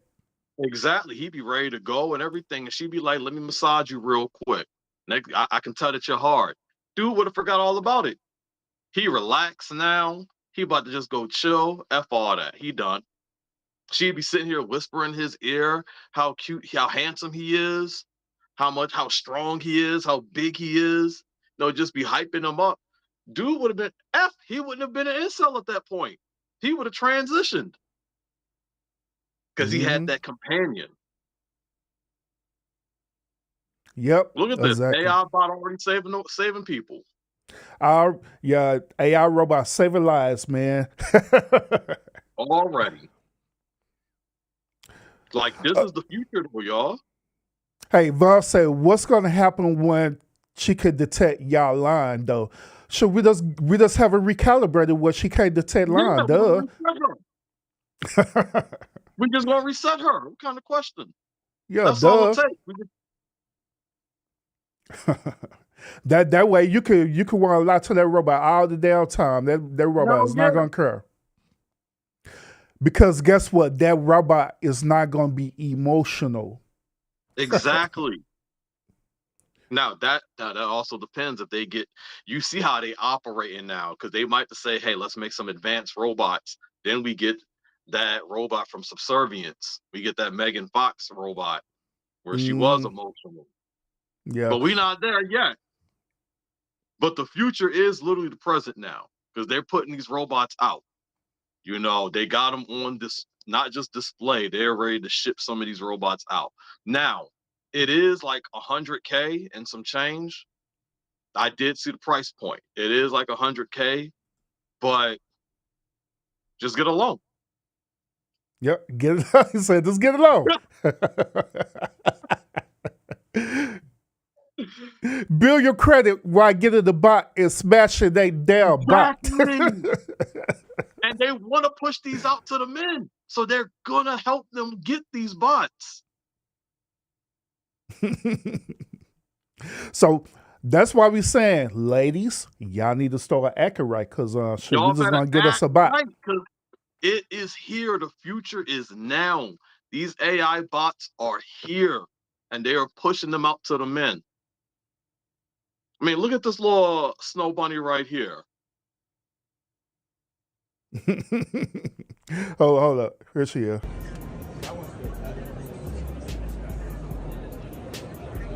Look at that graceful wave. Look how curvy she is. Hey, I was just about to say that, bro. Look how curvy she is. Hey, Vaughn, she said, Jesus, please come back now. Nah, Jesus ain't got nothing to do with this. Jesus wants us to be happy, right? Jesus wants us to be happy. Do the eyes move like left to right or anything? Yeah, or will they track? You can go over there. We have it set up for that. Oh, I see. Yeah, he's moving and the eyes eyes can track. We haven't installed those yet, but this year we're planning to. Yeah, this is a distant, like I had too many drinks kind of look, but pretty amazing. Holy cow. Oh, look at her. I like the hair. And if you post any pictures, if you don't mind tagging us on our QR code over I here. am going to, and I will. Yeah. And she don't talk back? Real robotics. Yep. Holy cow. Grab information. Look at that smile. Uh-oh. You can have conversations, so. No, yeah, they have, their heads have fully built in AI. Yo, y'all women better act right. Hey, she's smiling and everything. Buzz talking about they look so creepy. Not to the men. Not to the men. That's a smile every dude want to see. Speak said it. He said, "I watch Ex Machina. I'll stick with the real ladies."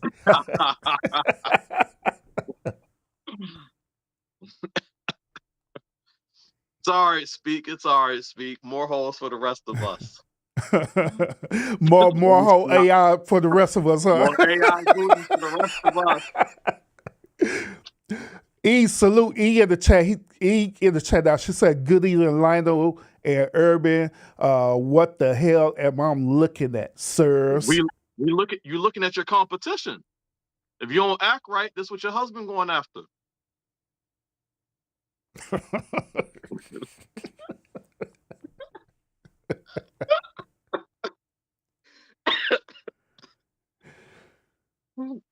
Yo, the future is here.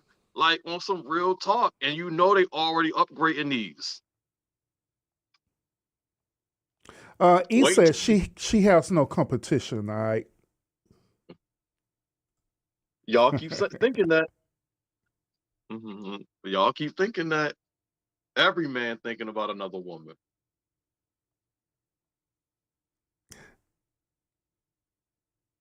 Rather, he said, "Well, the repair cost is going to be through the roof." So that's going to be interesting, also, because I guess that would depend on how rough you are with the robot. You know, some dudes are literally going to treat this robot like a companion, like their queen. Other dudes, just a sex toy to play around with. You know, some of these niggas, they'll just bandage it up and keep it going.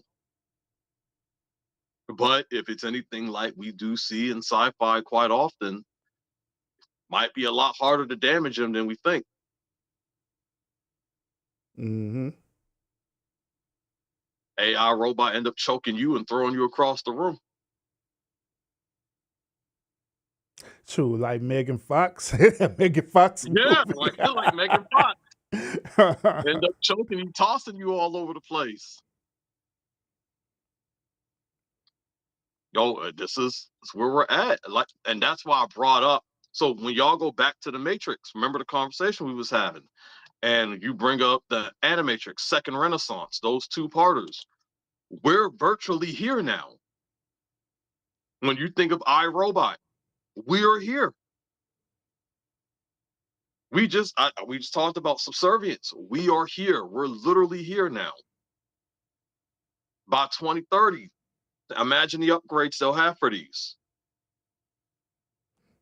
Elon Musk already developing AI robots that's walking around. Not to mention all those power plants, those nuclear factories he's having to empower AI. Like, think about how we're going to look in 5 years with these. Mm-hmm. Yo, these women better act right. That one's being serious.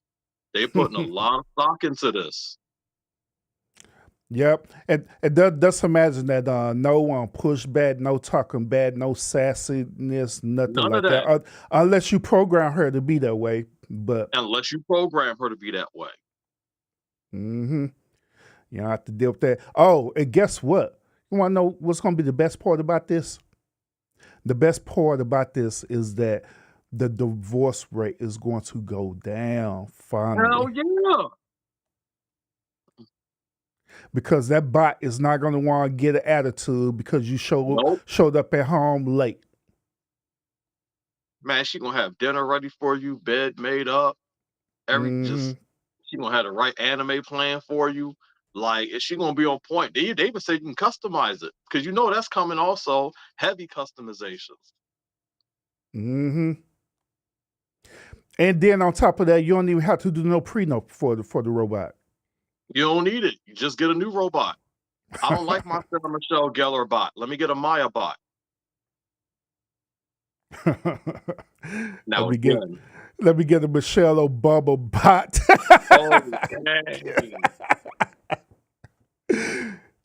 Includes all the sassiness. Keep me away from that. Now, again, right now it's only the snow bunnies. Wait till they start bringing out the ebonies. You know, they, Hey, Vaughn say y'all gonna have these robots crash out and kill everyone. why I've got to be negative? They now see what it is, bro. They just hate him because they're not gonna develop no male robot, and they're gonna just let them stick with their little vibrator toys, and that's it. They're just being jealous Like, right now. yeah, I don't know what they jealous for. These guys are gonna be happy. Y'all saying that the men complaining too much already, right? They're taking the complaints away from the men now. The men ain't got a reason to complain no more.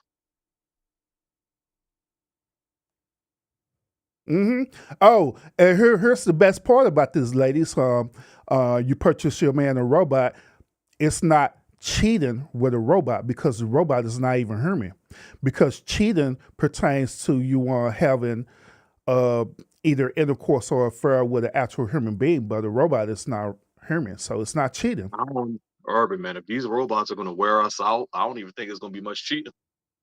Yo, homeboy was worn out. I don't think it's gonna be much cheating going on no more. They gonna be faithful to the bot. They probably cheat on the bot with another bot. Those y'all ladies, if y'all not using birth control or whatever, and y'all still getting y'all periods and stuff right, all you got to do is just allow the robot deal with your man for 7 days. See how that benefits you two women? It benefits y'all too. Y'all want this woman in the house for y'all man.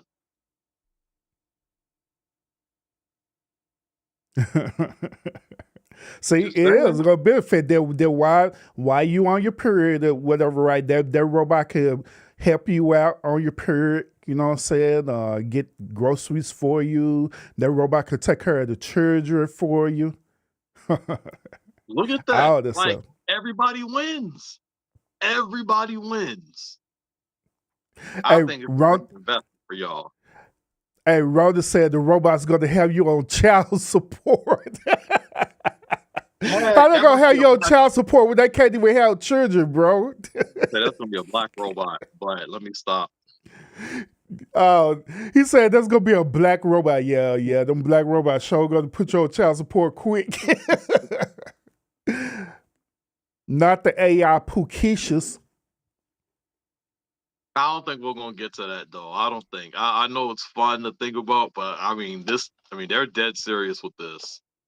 So this will kill the male epidemic loneliness.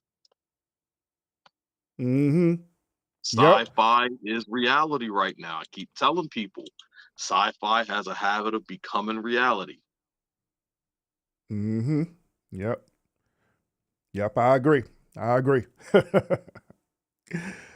E said, I'm sorry, but this is sad that y'all think that this is a flex. It is. This a come up, girl. What you talking about? She always want to be confrontational. Hey, that's a good part.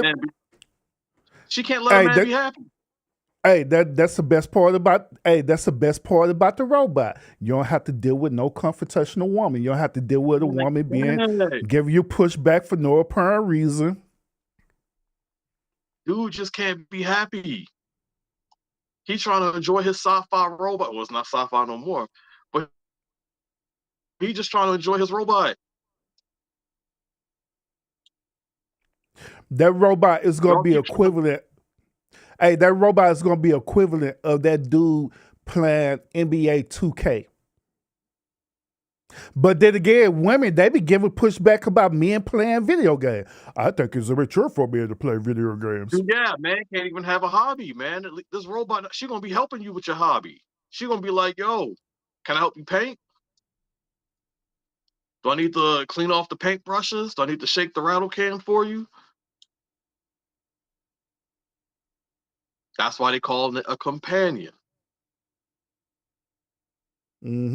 Hey, Rona says Soul Sister 3000 malfunction.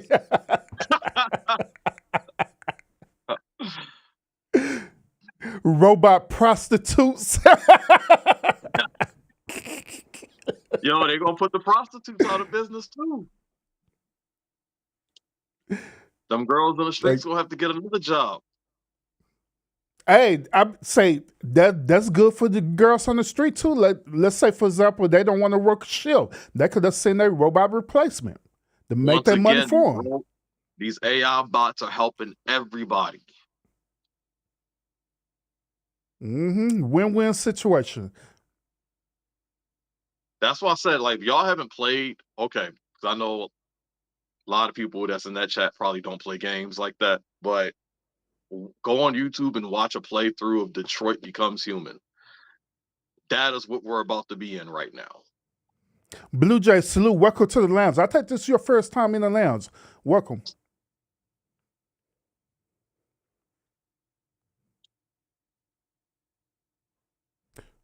But yeah, like that's where we're at, man. It is very interesting.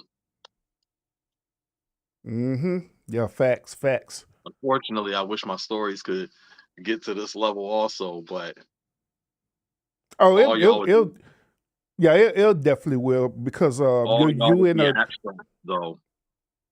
yeah, it definitely will, because you are actually in a good position right now, and you just have to keep up that momentum. You know what I'm saying?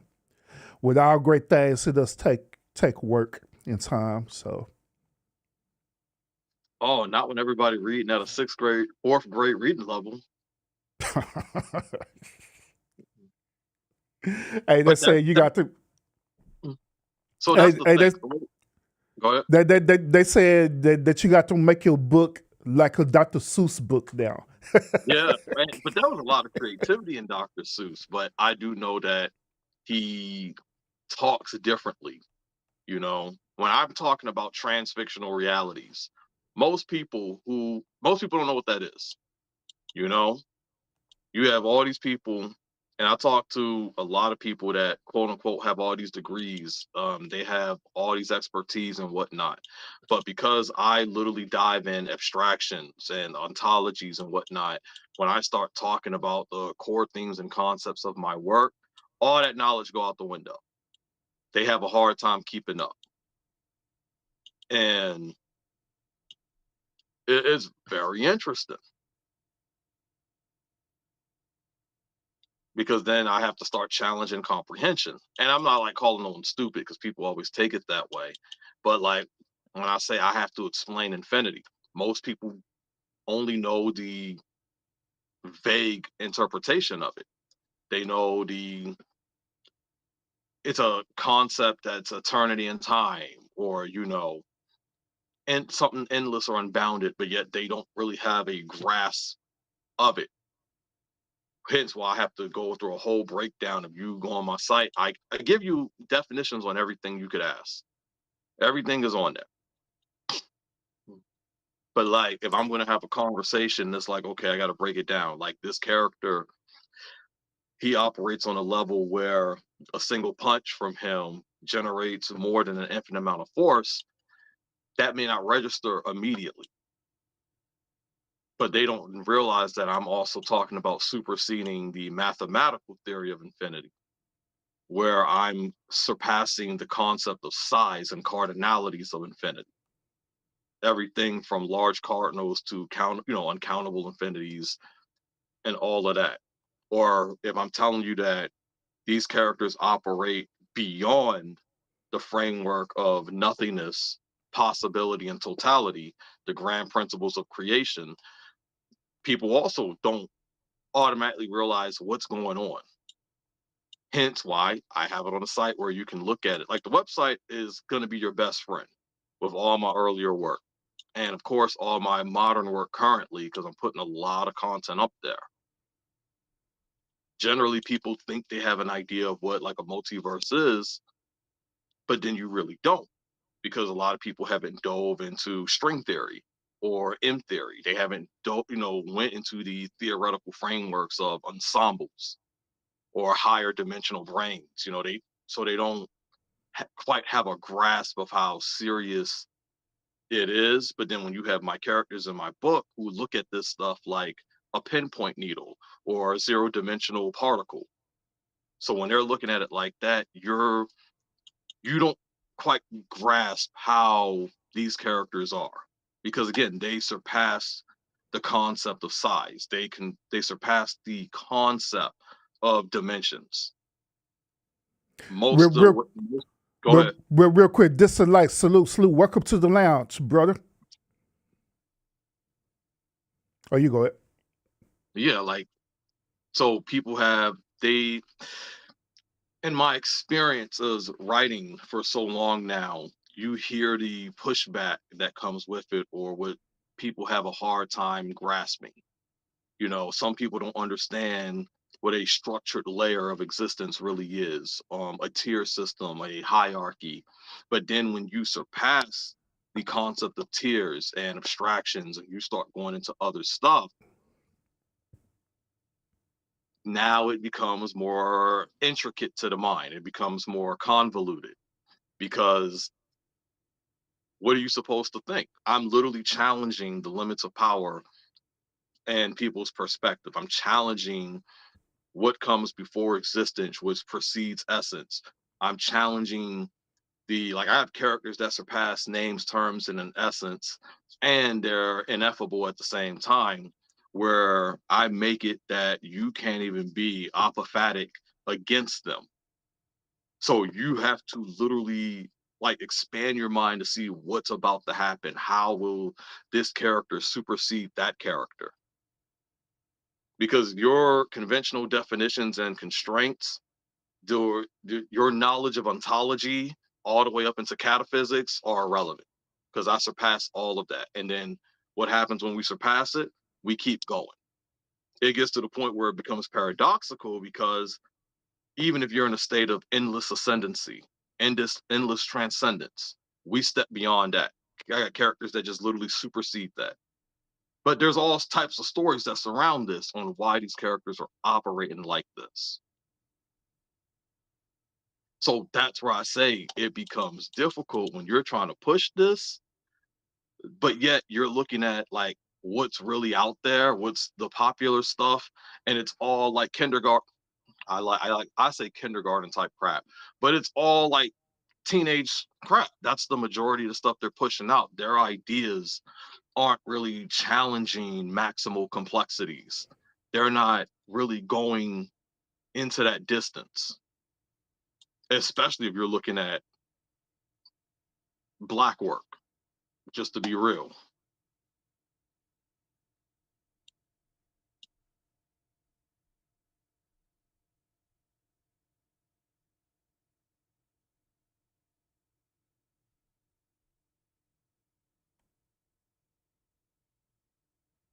You still there, Urban? I am. You got cool. Yeah, I am.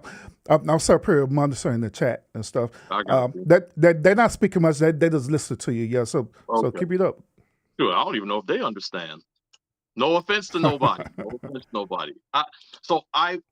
I'll tell you this. Y'all generally hear me, y'all see my comments in the chat, or y'all see how I generally will talk on other panels and whatnot. But when I start talking about my books, is a different me. A lot of girls I be talking to, when I start talking like this, they feel dumb real quick and they let me know. And they're like, who the hell is this guy? Because this is what I'm into. This is my passion. I question. I question the type of women though, because a lot of women, they say that they look for men who are intellectual, like yourself. So that's that's kind of they weird. They want that, but when they find an intellectual dude, now it becomes intimidating. Maybe it's that concept that they want a person to be intellectual, but they don't want that person to be more intellectual than them. Yo, these girls all okay. That's when we say those degrees don't mean anything, right? Because I was about to say these girls be flaunting all these degrees, but I challenge any of these girls who be having these 4 or 5 degrees to have a conversation with me. Because the second I start talking about my stuff, that shit go out the window very quick.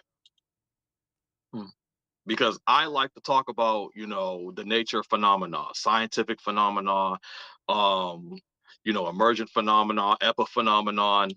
I love going into, the concepts rooted in philosophy and psychologies, or the underlying processes that supersedes causality and acausality, maybe even retrocausality.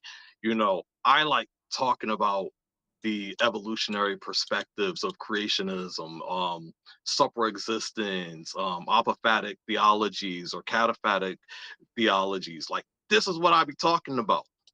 I be blowing my sister's head up when I be having these conversations, because when I'm talking to these modern day women, I go over their head. If I start talking about how my like platonic forms and Plato's cave, and you start diving into that, because here's where, like, even in my books, I go heavy on this, because my characters, they literally, they transcend the confines of time and space, but they also transcend those realms that are separate from physical worlds, where there's no spatial or temporal limitations. They supersede the foundational realms of the place itself that creates concepts. Hence, like, when you're looking at something like pataphysics, and pataphysics is that underlying, let's just call it, I'm trying to make sure I say it to a point where people can understand it. But like, pataphysics is basically the realm and where concepts are born, essentially. Basically where the unknowable, the ineffable are all there. But you have characters, and I write about superseding all of this. And the thing is, I explain it too, because I have a whole myriad of list of constant meta conceptualizations that I have to creating. Because I have to tell y'all, hey, there's layers above this. And once you go beyond just absolute infinite multiplicities, once you go beyond conceptual boundlessness, you end up start going into my territories, where I start implementing Suggs, essentially. Suggs cosm, Suggs lock, Suggs logic, Suggs matics. Like, I'm literally creating my own branch akin to mathematics, but on an ineffable scale, on a scale that basically you can't index, you can't rank on a hierarchy. Something that exceeds extensions and intentions. Not intentions, but intentions. I do a lot, man, and that's where my stories are doing. They are pushing these boundaries, and they're not stopping. Hey, Like, I do have a question for you, Bob. I'm asking a minute because you got some comments. This go is like for he said, yeah, there's deep thought put into the Shug verse, but that's why I like it. Great world building. 22 says this is a dope conversation. Blue Jay says smarty pants, but she's getting aroused. He says it's maybe you should date someone who's a physicist or archaeologist or anthropologist or a cosmetologist. And finally, 22 said mathematics cannot solve every problem as some believe. That's true. That's true. But if you know let me say, if you know Tegmark's multiverse theory, the type 4 is akin to M theory's 11th dimension, where Um, essentially, go ahead. oh, my bad. She meant cosmologist who studied I the know what she meant. cosmos. Yeah, My bad. I know what she meant. If you know Tegmark's multiverse theory and their type 4 theory, it aligns with the M theory's 11th dimension, where it's basically all possibilities, basically all modes and attributes are active in a possible ensemble. And with Tegmarks, they're trying to utilize mathematics to have an answer for everything. So all mathematical abstractions are active at the fourth level of that ensemble. They do try to give you these answers. Now, obviously, you no one's really asking every question, but they do have situations in mathematics, but you have to go to upper abstractions in order to try to find those answers. But this all depends on if you're in that field. Like a lot of people aren't really, not on the normal scale, are really involved in that. So you wouldn't really know, but they do try to answer everything. Ronan says this. He said the Egyptians had a concept called the kingdom of thought. What do you think about that? So I have this thing when it comes to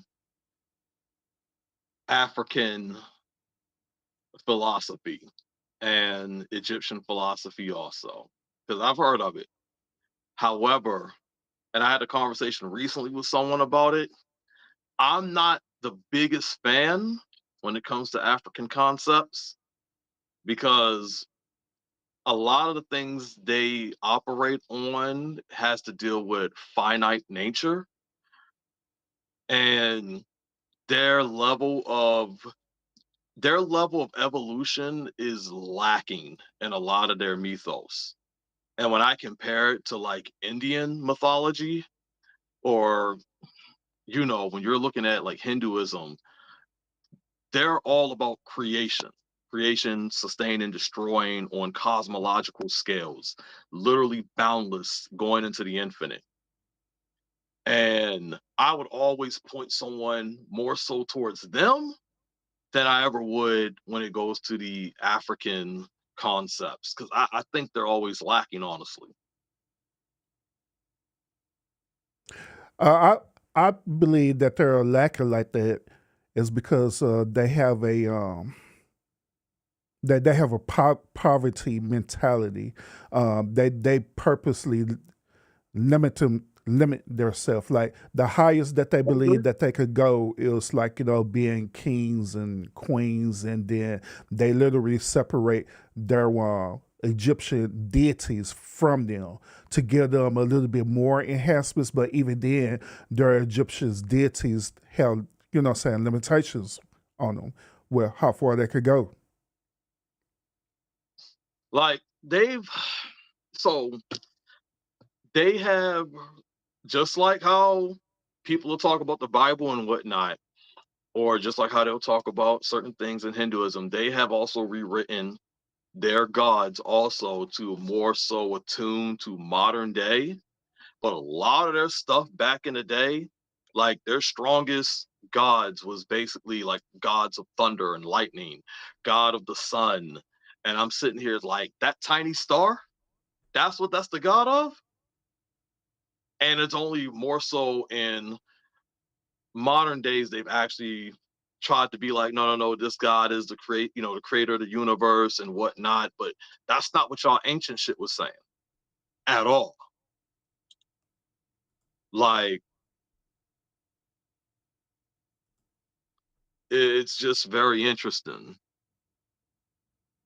Like they were very finite in the way they were thinking, like completely finite. But again, if you compare old text to new text, some people might look at it like, oh, well, see, they changed it up a bit, but aren't we always going back to what was written in the beginning? And Hinduism definitely takes the cake over them. So I like their ideologies a lot more because they're more so about creationism and basically expanding your consciousness to an infinite level, being unbounded, creating transcendence, versus the African gods, which they're really not about that. But they are more nature based. Hmm. So let me ask you this question. This will be the final question for tonight too. And in your in your books, right? Do your character have a creator, Um, a god that governs over them?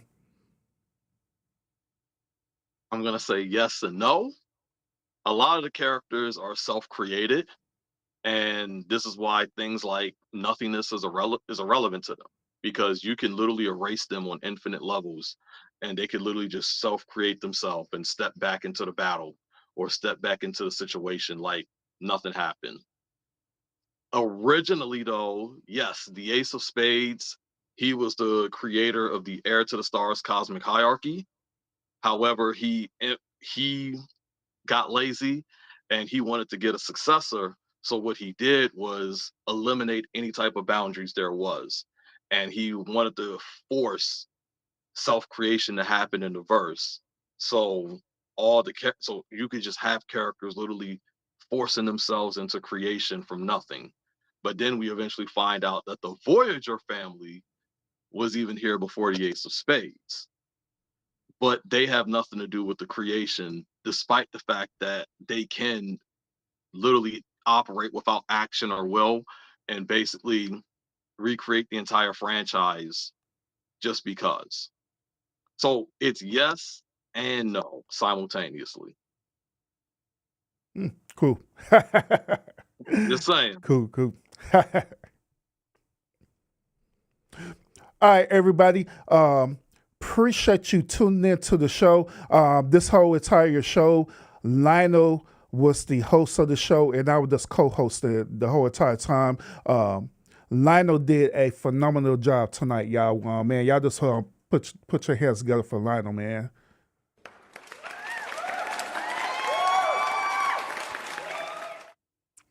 Yeah, cause I came to Lionel and I talked to him and I had asked like, hey bro, do you want to host the whole show one day? Lionel, I could tell, through his typing and stuff right on IG, he was just a tad bit nervous, but excited at the same time. He like, you know what, Urban, let's do it. And so from that point, we started developing the show to be tailored just for him, so he could host the whole entire show. So he did a great, phenomenal job, man. I'm proud of the brother. Keep up the good work of what you do. And another thing too is the reason why I wanted to do this for him is because, like he was saying earlier, that a lot of us have we don't have a lot of representatives out there that actually allow people the opportunity or the platform to really just express creative work. You know what I'm saying? Some people, they'll want people to pay them money to come on their platform, or it be other people out there where they feel like you don't bring value to their said platform, so they don't even give you an opportunity at all, period. But over here in the lounge, we're different. We're different over here. So... But once again, I appreciate Lionel a whole lot, man. I appreciate him doing this. Man, a whole lot. I appreciate y'all for showing up and listening to me. It has definitely been fun. Oh yeah. So we really say good job, Lionel. Hey, I appreciate you. No, real talk. Oh, yeah. The conversation been phenomenal. So those of y'all who are coming in right now, make sure you go back and catch the beginning of the stream. Man, we had covered a lot of talking points. And I believe that it's going to be very interesting for you to, view it again. All right? Those of y'all who are not sub up to the lounge, I don't know what the hell y'all problem is. Go ahead and sub up to the House of Urban Lounge podcast right now, because we're doing great things over here for real. You know what I'm saying? Because this is what we do. We have all type of conversation over here, but majority of the conversation we be talking about relationships and modern day women and beta male simps and different stuff like that. But that's neither here nor there. Hey, and you get to see a different side of me. Yeah, absolutely. When Lionel be over here in the lounge, you see two different sides of Lionel on the crew, though. You really do. Then also when me and Lionel be going networking to other platforms and stuff on other platforms, see a different side of Lionel as well too. So yeah. But other than that is it, everybody. I appreciate y'all so much for tuning in to the stream. You got any final thoughts, Lionel? Oh, that's it, man. Have a good night, everybody. Urban, I appreciate you a lot. Can't wait to do this again in the future. But yeah, y'all, thank y'all all for coming. Y'all have any questions, man, drop it in the chat. Yes, comment. yes, yes. Yes, you hear my boy. And Blue Jay say, thanks, Irvin. Great show. No, this was not my show tonight. This was all Lionel. This is all Lionel show. So thank Lionel for this phenomenal live, y'all. Give it up for him. Matter of fact, let's clap it up for Lionel, man. Yes, yes. Other than that, y'all have a great and wonderful night. Make sure you have your notifications set when we go live again. Peace out.